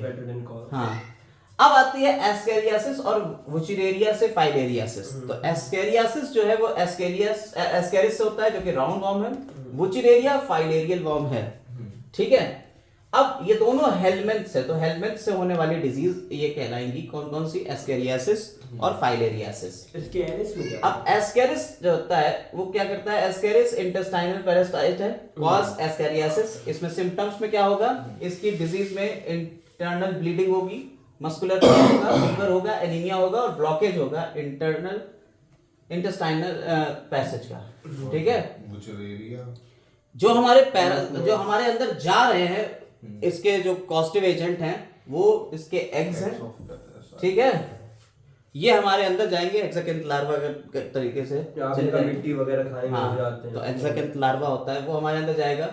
ये एग्स हमारे अंदर जाएंगे कैसे? जो लोग बच्चे मिट्टी खा लेते हैं, कुछ लड़कियां जो होती हैं, हमारे स्कूल में भी हमने देखा कि लड़कियां होती हैं वो मिट्टी खा जाती हैं, साथ ही जो कुल्हड़ होते हैं, चाय के कुल्हड़, उनको भी वो खा जाते हैं। कुछ कुल्हड़ जो होते हैं वो पूरी तरह से पके हुए नहीं होते हैं, तो उनके अंदर वो एग सर्वाइव कर रहे हैं, वो खा गए। बच्चे भी कुल्हड़ खा जाते हैं, मिट्टी जो उसकी होती है वो खा जाते हैं। तो वो पहुंच गया है कंटामिनेटेड सॉइल, वाटर, प्लांट्स, इन सब से पहुंच गया हमारे अंदर, और वो एग जो थे वो आगे डेवलप कर जाएंगे। इसके अलावा आपने सही से सब्जियों को धो के नहीं खाया है, और बहुत सारा वो बनने के बाद भी, टॉयलेट्स बनने के बाद भी लोग जाते हैं खेतों में, तो वहां से ये लेके आ जाएंगे आप वापस वेजिटेबल्स के थ्रू, और उसको ऐसे बढ़िया सा कह रहा है, अरे गाजर ही तो है, ऐसे ऐसे अपना घिसा, अपना खाली गाजर, तो एग्स भी साथ में चलेगा और एस्केरियासिस हो सकता है। इसके अलावा आता है वुचेरिया। ठीक है, जो वुचेरिया है वो वुचेरिया के भी दो वेरिएंट्स हैं, वुचेरिया बैनक्रॉफ्टी और वुचेरिया मलाई। ठीक है, ये दो हैं। ये क्या करेगा? ये फाइलेरियासिस कॉज करता है। इसमें होता क्या है? Chronic inflammation in organs which they live. यहाँ पे उसके जो वो है वुचेरिया फाइलेरियल वॉर्म, जहां रहेंगे वहां पे इन्फ्लेमेशन हो जाएगा, सूजन आ जाएगी। यूजुअली लिम्फेटिक वेसल्स होते हैं लोअर लिम्स के, और जो डिजीज है उसका नाम है एलिफेंटियासिस और filariasis. Clear? Genital organs also affected हो जाते हैं यहाँ पे, तो ग्रॉस डिफॉर्मिटीज यानी पूरी पूरी डिफॉर्मिटीज आ जाती हैं, और ये शायद से रात में ही। हाँ, अगर इसका टेस्ट की बात करी जाती है तो फाइलेरियासिस का जो टेस्ट होता है वो रात में होता है। फाइलेरिया का टेस्ट क्यों होता है? क्योंकि जो दिन में जो ये वॉर्म्स हैं ये नीचे की तरफ चले जाते हैं, फाइलेरिया वॉर्म हमारी बॉडी के अंदर, और रात में ये उठ के ऊपर आते हैं। क्यों आते हैं? क्योंकि मच्छर जो है वो रात में काटेगा, तो इनका कुछ ऐसा एवोल्यूशनरी डेवलपमेंट हुआ है कि जब मच्छर काटेगा तो ये रात में ही ऊपर आएंगे, मच्छर काट के इधर से उधर लिए जाएगा। एडीज मॉस्किटोज का जो है वो कौन है? क्यूलेक्स लिखा है इसमें। क्यूलेक्स लिखा है, क्यूलेक्स लिखा है, क्यूलेक्स आपने लिखा है। हाँ, तो क्यूलेक्स होगा। एडीज तो उसका है डेंगू का, डेंगू का है और चिकनगुनिया का। ठीक, इसके बाद आती है हमारी फंजाई। फंजाई के 3 जनरा हैं, माइकोस्पोरम, ट्राइकोफाइटॉन, एपिडर्मोफाइटॉन। ठीक है, ये फंजाई के 3 जनरा हैं जो रिस्पॉन्सिबल होंगे। आपने देखा होगा जो डैंड्रफ वगैरह होता है, ठीक है, जो हाँ, तो वो रिंग वॉर्म है, ठीक, वो रिंग वॉर्म के थ्रू होता है। तो ये आपको डिजीज के कुछ सिम्टम्स है, जैसे ड्राई स्किन हो जाएगी, स्केली लीजन्स हो जाएंगे, ठीक है, such as skin, nails, scalps, इन सब पे जो है वो हो जाएंगे। मेन सिम्टम्स क्या रहते हैं, यही है इस डिजीज के main symptoms. These lesions are accompanied by intense itching, खुजली वगैरह मचेगी। ठीक है, कैसे ये सरवाइव करता है, हीट और मॉइस्चर। आप लोगों ने देखा होगा बहुत सारे लोगों के जब उंगलियां होती हैं, पैरों की उंगलियां, वो अपने जूते पहने हुए हैं, पूरा पूरा दिन जूते पहने हुए हैं। बहुत सारे लोग जो होते हैं वो घूम रहे हैं जूते पहने हुए, लगातार उन्हें काम करना है, जॉब पे हैं, वो जूते पहने हुए हैं, तो क्या होगा, तो उनके यहाँ पे पसीना मरने लगता है, पसीना आते आते आते आते यहाँ पे उनके फंगस इन्फेक्शन हो जाता है।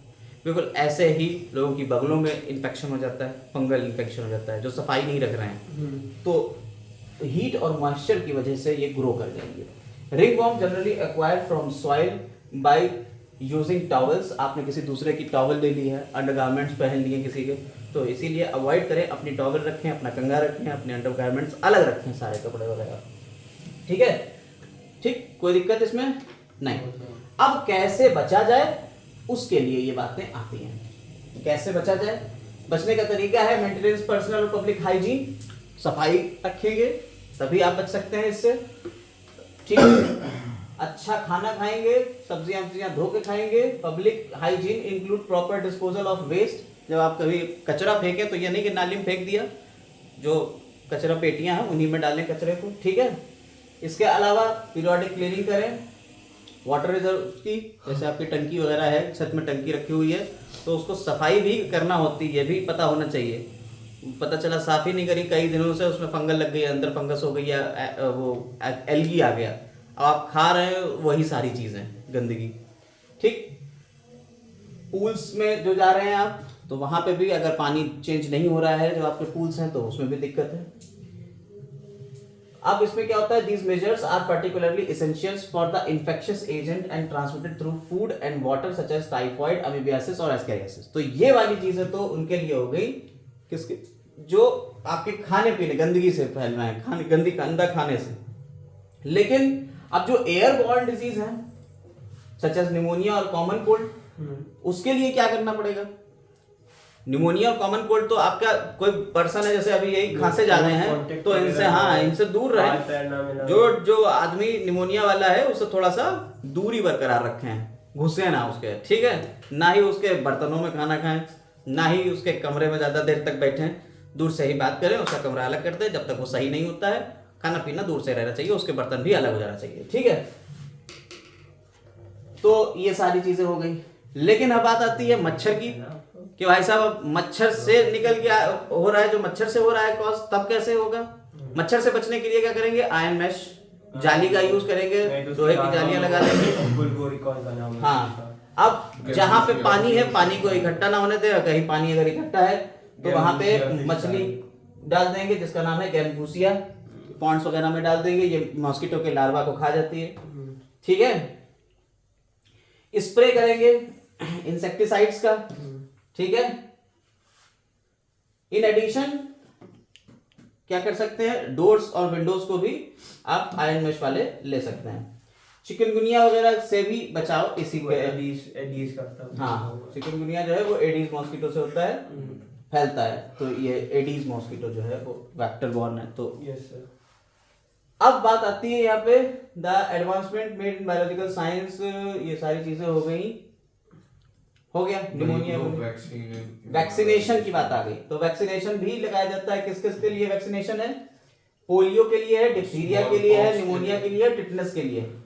ठीक है, साथ ही साथ स्मॉल पॉक्स के लिए भी, इनके लिए आप वैक्सीनेशन का भी यूज कर सकते हैं। मतलब जो आपने ऊपर डिजीज देखी उसमें वैक्सीन किसमें यूज हो सकती है, स्मॉल पॉक्स हो गई, पोलियो हो गया, डिप्थीरिया हो गया, निमोनिया हो गया और टिटनेस हो गया, इसके वैक्सीन आ रहे हैं।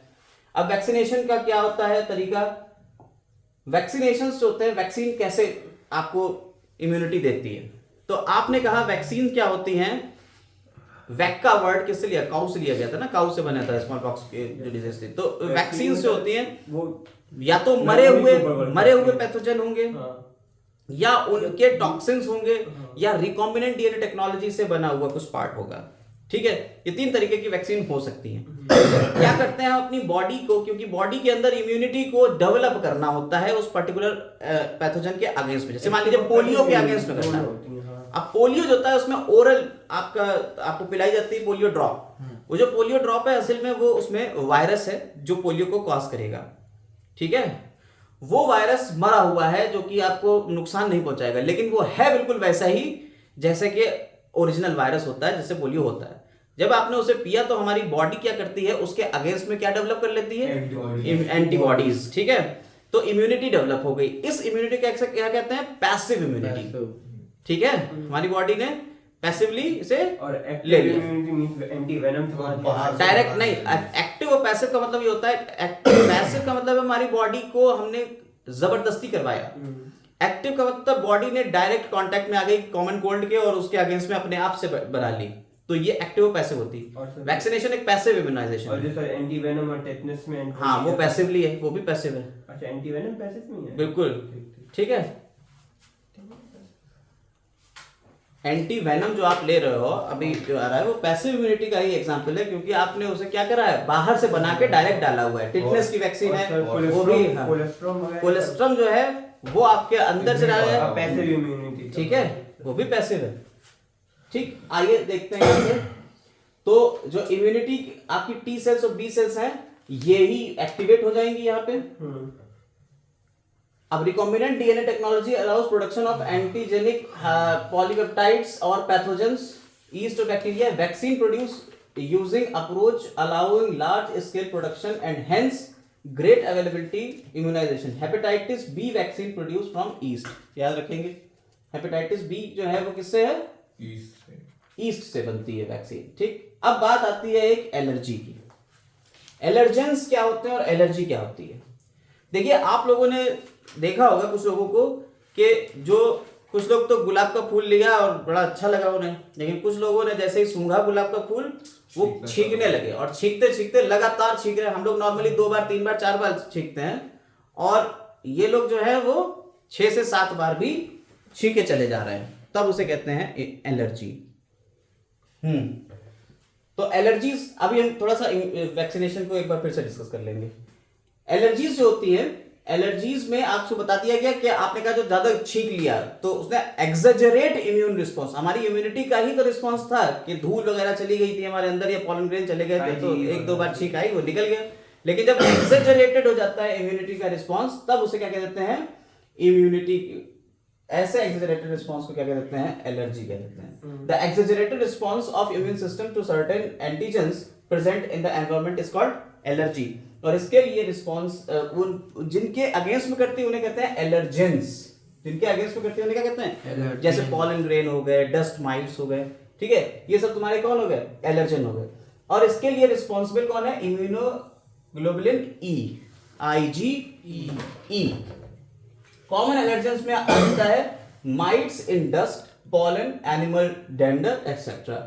सिम्टम्स यहाँ पे क्या होता है, sneezing, watery eye, runny nose, difficulty in breathing. ठीक है, अब इसके बचने के लिए इसमें होता क्या है, ये इसलिए ऐसा हो जाता है कि जब ये वाली चीजें बन रही हैं तो एंटी हिस्टामिन और सेरोटोनिन निकलने लगता है मास्ट सेल से, जो कि ये इम्यून रिस्पॉन्स कराएगा। तब इससे बचने के लिए क्या करेंगे, एंटी हिस्टामिन या एड्रेनालिन या स्टेरॉइड्स, ये जो हैं ये इन सिम्टम्स को, हिस्टामिन बेसोफिल्स भी निकालते हैं ना। बेसोफिल्स क्या क्या निकालते हैं, एक हिस्टामिन हो गया, हिपैरिन, हिस्टामिन, सेरोटोनिन, ठीक है, ये 3 चीजें। तो अब यहाँ पे हिपैरिन उसको एक मिनट, जो आपका एलर्जी है in India suffers from allergies and asthma due to sensitivity, hypersensitivity. ठीक है, अब थोड़ा सा इसके ऊपर एक बार और गौर कर लेते हैं। देखिए, इम्यूनिटी जो होती है, इम्यूनिटी ये 2 तरीके की होती है, एक होती है एक्टिव और दूसरी होती है पैसिव। एक्टिव इम्यूनिटी वो होती है जो बाहर से नहीं, जब बॉडी खुद बनाती है। अपने आप कोई इनेट और एक्वायर्ड हाँ एंटीबॉडी बनाएगी, जब अपने आप एंटीबॉडी बनेगी, एंटीबॉडी बनेगी। बनाए, ठीक है। और पैसिव में क्या होता है, जब बॉडी बनी बनाई एंटीबॉडी दी जाए, जब कैसे दी जाए, बनी बनाई बनाई एंटीबॉडी दी जाए, ठीक है। अब ये दो तरीके की हो सकती हैं, ये नेचुरल हो सकती है और आर्टिफिशियल हो सकती है, ठीक है। नेचुरली तो आपने कहा जैसे कॉमन कोल्ड का हो गया कि एक बार इंटरेक्शन हुआ, अगली बार हाँ। बनेगी। आपकी बॉडी ने खुद से इंटरेक्शन किया, आपकी बॉडी में अपने आप से इम्यूनिटी बन गई, अब दोबारा से कॉमन कोल्ड आपको नहीं होगा उस पर्टिकुलर वायरस से। आपने डेलिबरेटली दे दिया, लाइक पोलियो ड्रॉप, लाइक आपने पोलियो ड्रॉप दिया, ठीक है, अभी जो पोलियो की बात हुई थी, ठीक, आपने क्या करा, वायरस डाल दिया या कोई ऐसी चीजें डाल दी, जबरदस्ती डाल दी अपनी बॉडी के अंदर, और उससे फिर बॉडी ने एंटीबॉडी बना दी, तब क्या होगा, उसे भी एक्टिव कहेंगे, लेकिन वो कैसी हो गई, आर्टिफिशियल एक्टिव। इसमें आपका लगता है वैक्सीनेशन, ठीक है। तो वैक्सीनेशन भी एक तरीके का एक्टिव इम्यूनिटी है, जो अभी हमने शायद आपको पैसे बता दिया, वो एक्टिव इम्यूनिटी है। अब आ जाता है पैसिव में भी आर्टिफिशियल और नेचुरल, ठीक है। Yes sir. आपने कहा नेचुरली हमारी बॉडी ने बनाई थी कहीं से एंटीबॉडी, और वो हमारी बॉडी के अंदर गई, जैसे कोलेस्ट्रम, ठीक है। कोलेस्ट्रम जो है उसमें इम्यूनोग्लोबुलिन ए होता है, क्या ये आपको अलग से बनाना पड़ता है? नहीं, ये तो बॉडी ने बनाया था, मां के दूध को बच्चे ने पी लिया, ठीक। और आर्टिफिशियली क्या होता है, एंटी वेनम, हाँ, आर्टिफिशियली हो जाता है एंटी वेनम या एंटी टिटनेस वाला, ठीक है। तो टिटनेस वाला हो गया, तो ये आपका क्या है, आर्टिफिशियल। ये पैसिव इम्यूनिटी है और ये एक्टिव इम्यूनिटी है। समझ में आ गई बात या नहीं? तो ये वैक्सीनेशन का पार्ट अब आपको समझ में आ गया होगा, तो ये कैसा दे रहा है वैक्सीनेशन, एक्टिव इम्यूनिटी, ठीक। आइए अब आते हैं इस क्वेश्चन के ऊपर। तो ये जो क्वेश्चन है इसमें कुछ डिजीजेस और कुछ चीजें पूछी गई हैं। 170 क्वेश्चन, आइए देखिए। कॉमन कोल्ड जो होता है वो किससे होता है, Rhino राइनो वायरस से होता है, ठीक है। हीमोजोइन प्लाज्मोडियम निकालता है। हीमोजोइन जो होता है वो जब प्लाज्मोडियम तोड़ देता है आरबीसीज को, तो एक केमिकल निकलता है जो टॉक्सिन है, जिसकी वजह से रिकरेंट चिल्स और फीवर्स होंगे। टाइफाइड का जो टेस्ट होता है वो विडाल होता है। टाइफाइड जिससे होता है उसका नाम है साल्मोनेला टाइफिम्यूरियम, एक बैक्टीरिया है। Haemophilus influenza. जो एलर्जी होती है वो एग्जैजरेटेड इम्यून रिस्पांस है, और वो डस्ट और माइट्स जो हैं वो एलर्जेंस हैं, ठीक। आंसर क्या जाएगा इसका, टी का 4 इन दो में है, ए का थर्ड, फोर्थ वाला ऑप्शन। ये जाएगा ना। Yes sir. तो इस तरह से आपका आंसर गया 4। कोई दिक्कत? अभी हम लोगों ने लगभग 8 क्वेश्चन डिस्कस कर पाए हैं, ठीक है। वीडियो थोड़ी लंबी हो रही है, हम लोग 20 क्वेश्चन करके इस वीडियो को वाइंड अप करेंगे। चलिए आगे आते हैं नेक्स्ट क्वेश्चन के ऊपर। बिल्कुल उसी से रिलेटेड यहाँ पे देखिए 75 कर दिया है हमने क्वेश्चन। यहाँ पे क्वेश्चन नंबर था आपका शायद 70 और नीचे आ गया 75, क्योंकि इसी पेपर में आपका इससे रिलेटेड एक और क्वेश्चन भी रखा हुआ है 75। देखिए और बताइए 75। रिंगवर्म हमारा फंगस हो गया। टाइफॉइड किससे होता है, साल्मोनेला टाइफिम्यूरियम, जो कि एक हमारा बैक्टीरिया है, ठीक है। लिश्मानियासिस, लिश्मानिया डोनोवेनाई एक प्रोटोजोवन है। Yes sir. ये आपको 11th क्लास के सेक्शन में मिलेगा। लिश्मानिया। रिंगवर्म का फर्स्ट। रिंगवॉर्म जो होता है वो एक फंगस से होता है। फंगस जो होती है उसके 3 जेनरा हैं, ट्राइकोफाइटोन, एपिडर्मोफाइटोन और माइकोस्पोरम, इस तरीके से। इसके बाद आता है फाइलेरियासिस जो होता है एक निमेटोड है। हेलमेंथ की बात होती है, निमेटोडा में रखा गया है, आपको अगर 11th क्लास में देखेंगे तो ये एक निमेटोड है। और हेलमेंथ्स में रख दिए गए प्लैटीहेलमिन्थेस और एस्केहेलमिन्थेस को, दोनों को मिला के हेलमेंथ्स कहते हैं। और अगर आप दो को अलग अलग करें तो प्लैटीहेलमिन्थेस अलग है, एस्केहेलमिन्थेस अलग है। तो ये एस्केहेलमिन्थेस है जिसमें निमेटोड कहा गया है। समझ में आई बात या नहीं? कोई दिक्कत इसमें? आइए तो इसका आंसर क्या जाएगा, डी का थर्ड सेकंड है, ए का 4 है, डी का थर्ड। ए का 4, थर्ड ऑप्शन डी का second। ठीक है, कोई दिक्कत नहीं। अब यहाँ पे रेस्पिरेशन के ऊपर एक क्वेश्चन आया है, बड़ा बढ़िया सा क्वेश्चन है, बेसिक सा क्वेश्चन है। रेस्पिरेशन में जब आप सांस लेते हैं तो आपका जो फेफड़े हैं, इन फेफड़ों के अंदर कैपेसिटी होती है और वॉल्यूम आता है, रेस्पिरेटरी वॉल्यूम और रेस्पिरेटरी कैपेसिटी। तो पहले आपको यहाँ पे ये कैपेसिटीज की बातें हुई हैं, ठीक है, और कौन सी कैपेसिटी, यहाँ पे वॉल्यूम्स, कई वॉल्यूम मिलके कैपेसिटी बनाते हैं। ए का थर्ड। थोड़ा सा आप जरा सा देखिए, यहाँ पे 4 तरीके के रेस्पिरेटरी वॉल्यूम होते हैं। एक होता है टाइडल वॉल्यूम, दूसरा होता है inspiratory reserve volume, expiratory reserve volume, residual volume. ये 4 तरीके के वॉल्यूम होते हैं। टाइडल वॉल्यूम वो होता है कि नॉर्मली हम कितनी सांस ले रहे हैं और कितनी सांस निकाल रहे हैं, इसे कहते हैं टाइडल वॉल्यूम। और इसका अप्रोक्सीमेटली 500 ml आता है कोई हेल्दी मैन करता है जब। और अगर 1 मिनट की बात करी जाए तो 1 मिनट में चूंकि हम लोग 16 से 18 बार सांस ले रहे हैं, ठीक है, तो 6000 से 8000 ml हो जाएगी पर मिनट। ठीक, इंस्पिरेटरी रिजर्व वॉल्यूम जो होता है, जो रिजर्व वॉल्यूम है, आपने क्या करा, जब आपने फोर्सफुली इंस्पायर करा और सांस लेके जब आपने इंस्पायर करा तो कितना जाएगा, वो होता है लगभग 2500 से 3000 ml। एक्सपिरेटरी रिजर्व वॉल्यूम जो होता है, जब आपने नॉर्मली सांस तो बाहर निकाल रहे, 500 निकाल दी, 500 ले ली, ये तो टाइडल था, लेकिन आपने जब फोर्सफुली और बाहर निकाली 500 के ऊपर, तब उसे कह देते हैं रेसिड्यूअल एक्सपिरेटरी रिजर्व वॉल्यूम। ये होता है 1000 से 1100। साहब ये ज्यादा है, ये कम है, ऐसा क्यों? क्योंकि जब आप सांस को बाहर निकालते हो तो फेफड़े पूरी तरह से खाली नहीं होते हैं। अगर पूरी तरह से खाली हो जाएंगे तो कोलैप्स कर जाएंगे, चिपक जाएंगे, इसलिए उसमें कुछ जगह अंदर भरी रह जाती है। वो जो वॉल्यूम भरा रह जाता है उसे कहते हैं रेसिड्यूअल वॉल्यूम। ये 1100 से 1200 है। अच्छा सर, वो कौन सा फॉस्फोलिपिड है जो उसको कोलैप्स होने से बचाता है? लेसिथिन। ठीक है, लेसिथिन जो है वो एक कवरिंग होती है, ये एल्वियोली की कवरिंग, यहाँ पे एल्वियोलर होती है, एल्वियोली की ऊपर यहाँ पे एक कवरिंग होती है लेसिथिन की, जो इसे कोलैप्स होने से बचाती है। ठीक है, चलिए आगे बढ़ते हैं। अब इन वॉल्यूम्स को मिला के बनती हैं कैपेसिटीज। पहली कैपेसिटी है इंस्पिरेटरी कैपेसिटी। इंस्पिरेटरी कैपेसिटी जो होती है वो होती है, अ person can inspire after a normal expiration, जितना नॉर्मल एक्सपायर कर दिया उसके बाद जो करेगा, इसमें टाइडल वॉल्यूम और इंस्पिरेटरी रिजर्व वॉल्यूम को जोड़ दिया जाता है। दूसरी आती है एक्सपिरेटरी। इसमें क्या होता है, total volume of air a person can expire after a normal inspiration, यानी एक्सपायर करेगा, यानी टाइडल वॉल्यूम और एक्सपिरेटरी रिजर्व वॉल्यूम। तीसरी आती है फंक्शनल रेजिडुअल कैपेसिटी। इसमें कहता है volume of air that will remain in the lungs after the normal expiration. इसमें आ जाता है वॉल्यूम और ERV यानी एक्सपिरेटरी रिजर्व वॉल्यूम और रेजिडुअल वॉल्यूम। और जो लास्ट सेकंड लास्ट है वाइटल कैपेसिटी। इससे क्वेश्चन नीट में आ चुका है एक बार और। वाइटल कैपेसिटी क्या होती है, maximum volume of air a person can breathe in after forced expiration. एक तो ये सीधी लाइन आ गई थी, इसे क्या कहते हैं, तो ये तो आ गया।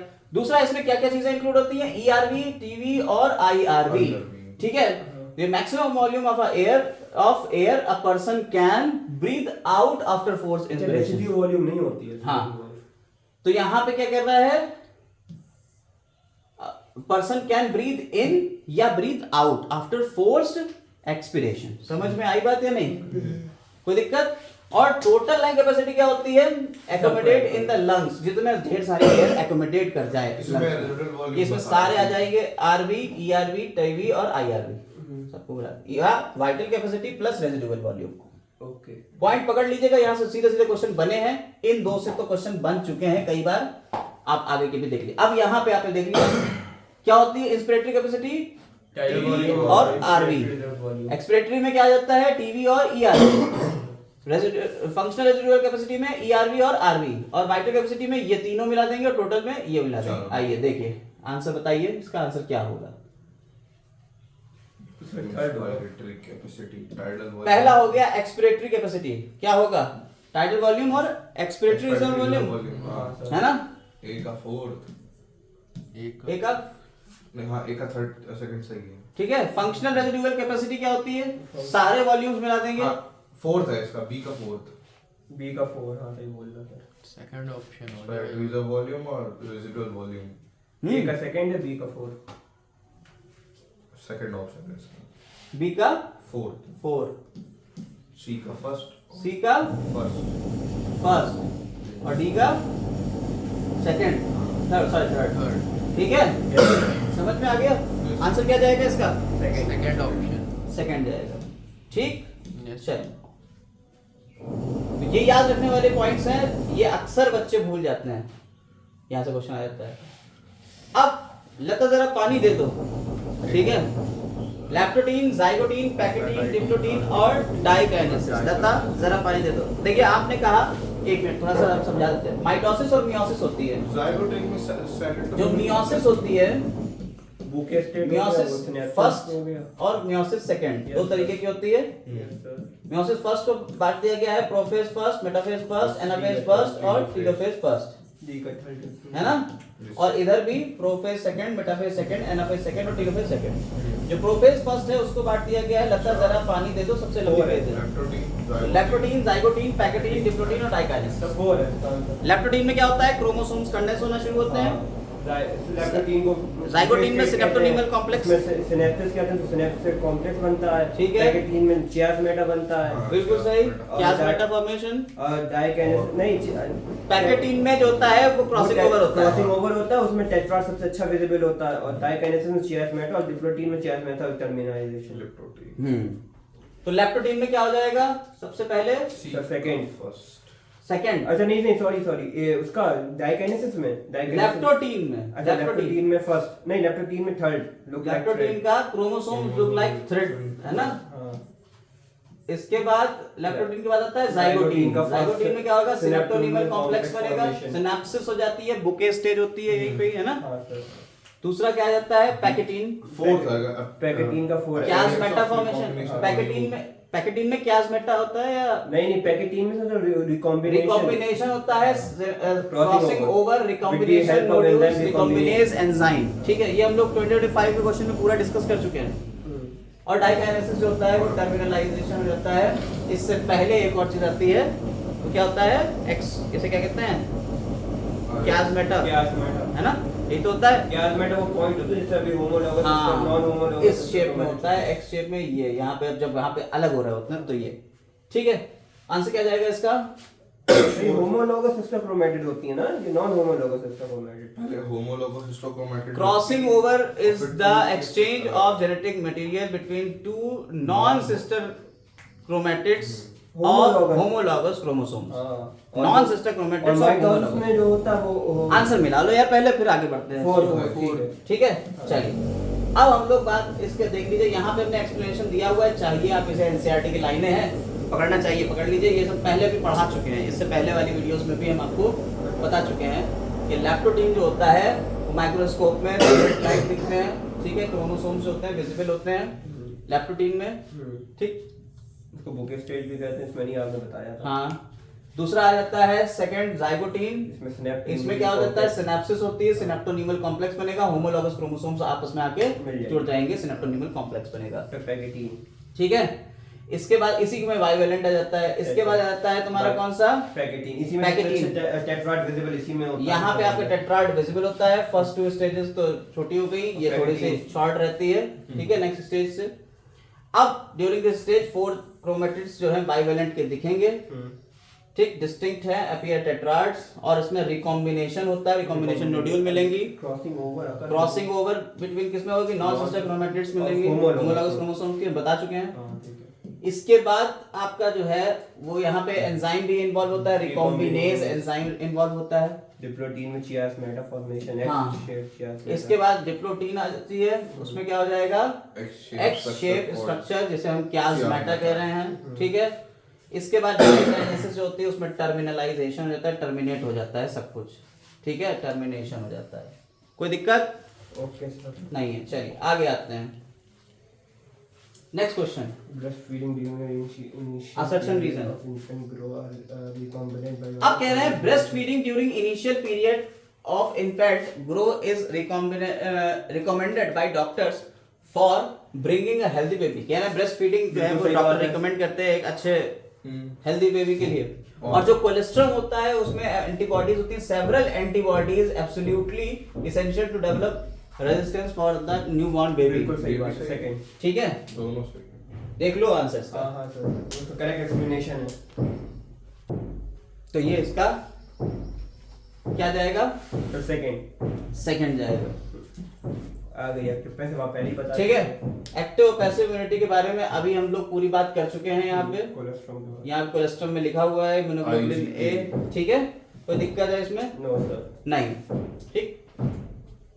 अब आ जाते हैं नेक्स्ट क्वेश्चन के ऊपर। Which of the following factors will not affect Hardy-Weinberg equilibrium?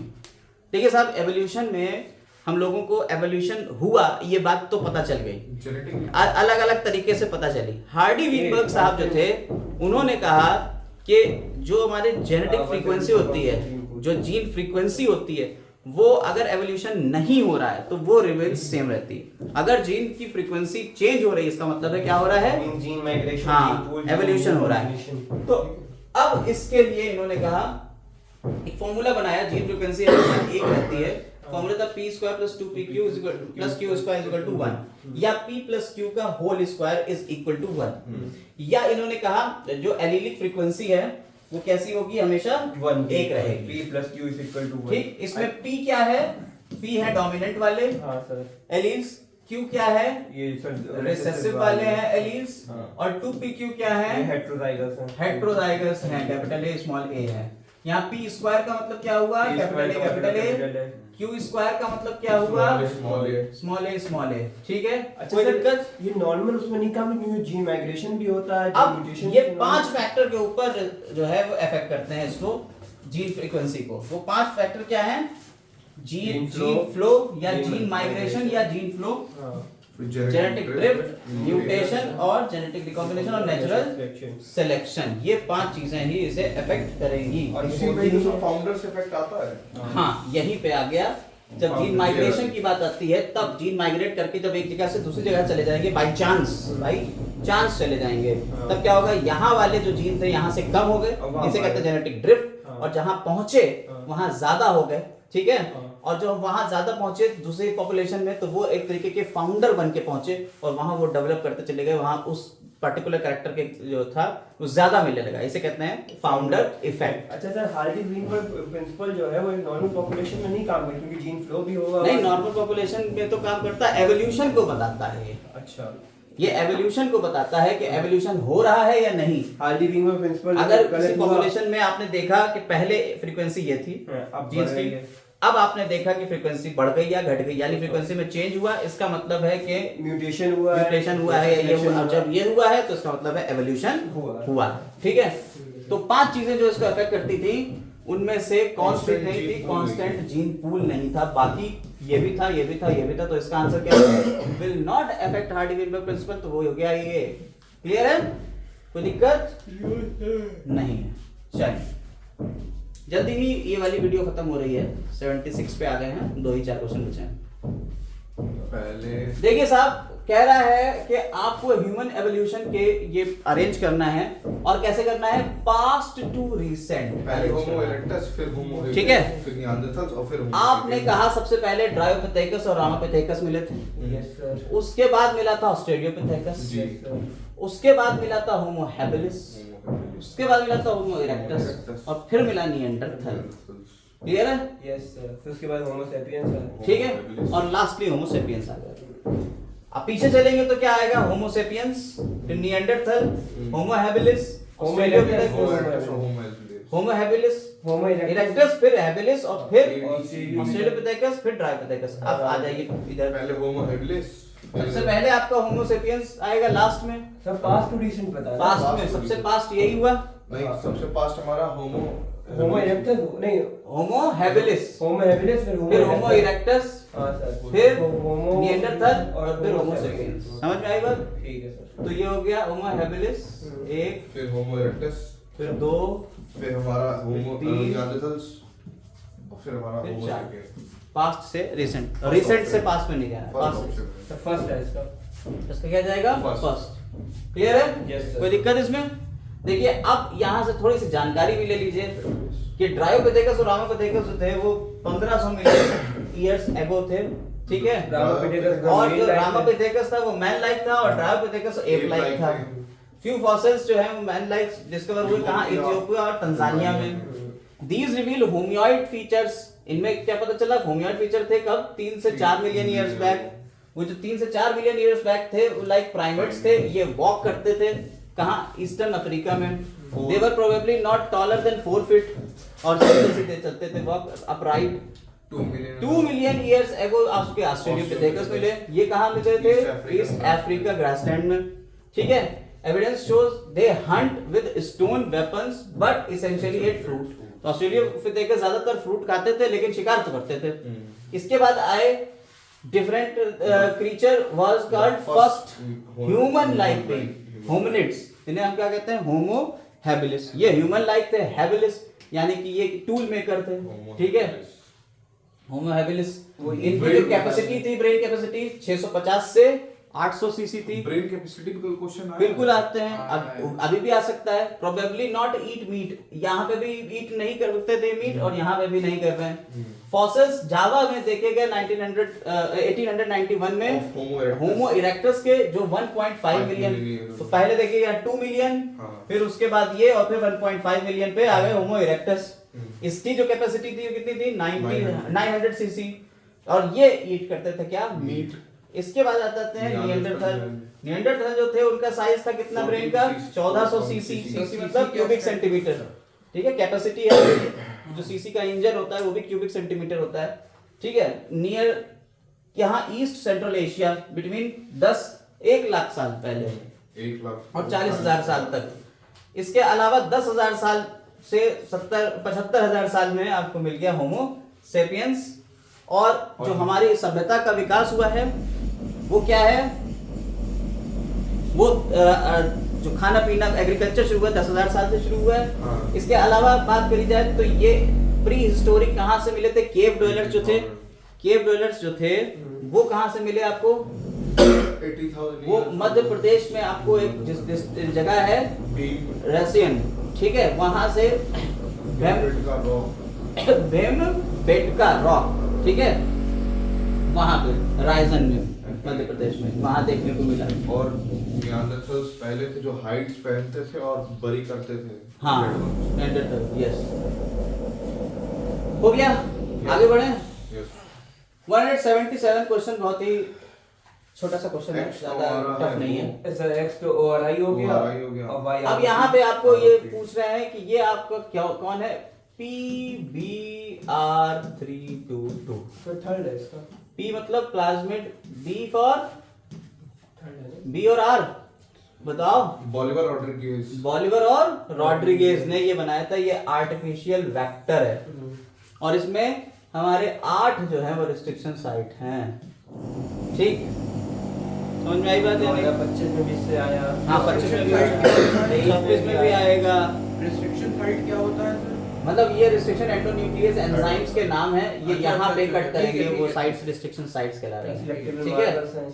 अब इसका अगर आप देखें तो यहाँ डायग्राम देख लीजिए, ये है आपका। अब इसमें क्या होता है, जो हाइट थी वो था x और y, ठीक है, ये वाला y था और ये वाला x था, तो ORI क्या है, वो है x और रूप क्या है, y। ये आपका x हो गया और ये हो गया y। वो कह रहा है इनके फंक्शंस बताइए। तो जो y वाला है रोप, ORI क्या करता है, ओरिजिन ऑफ रेप्लिकेशन, रेप्लिकेशन यहीं से स्टार्ट होता है और रेप्लिकेशन कंट्रोल भी यही करता है ना। और यहाँ से जब रेप्लिकेशन स्टार्ट होगा तब इसको रेप्लिकेशन के लिए हेल्प करना पड़ेगी, प्रोटीन एक चाहिए होगा, वो प्रोटीन बनाता है रोप। तो यहाँ पे लिखा हुआ भी है ORI, जो ये लिखा हुआ है rop codes for the protein involved in replication of the plasmid. समझ में आई बात या नहीं? तो अब वहां से क्वेश्चन का आंसर पकड़िए, क्या होगा, x क्या है, x is responsible for recognition site. x क्या रिस्पॉन्सिबल है फॉर रिकॉग्निशन साइट? नहीं। x is responsible for resistance of antibody? नहीं। x is responsible for controlling the copy number of DNA? हाँ बिल्कुल, यहीं से तो रेप्लिकेशन होगा, ओरिजिन ऑफ रेप्लिकेशन है। और y क्या कर रहा है, प्रोटीन बना रहा है। तो थर्ड वाला इसका ऑप्शन सही जाएगा। क्लियर है? ठीक है, 177 पे क्या आ जाएगा? चल, तो ऐसा करते हैं, अभी के लिए इस वीडियो में इतना ही रखते हैं। बाकी के क्वेश्चंस नेक्स्ट वीडियो में हम लोग मिलेंगे 78 से, क्योंकि ऊपर हम लोगों ने 2-3 क्वेश्चन तो एक्स्ट्रा भी डिस्कस कर लिए हैं, ठीक है, 185 186 पे करके। तो 178 क्वेश्चन को अब हम लोग डिस्कस करेंगे सही से नेक्स्ट वीडियो में। तब तक के लिए हैव अ नाइस डे।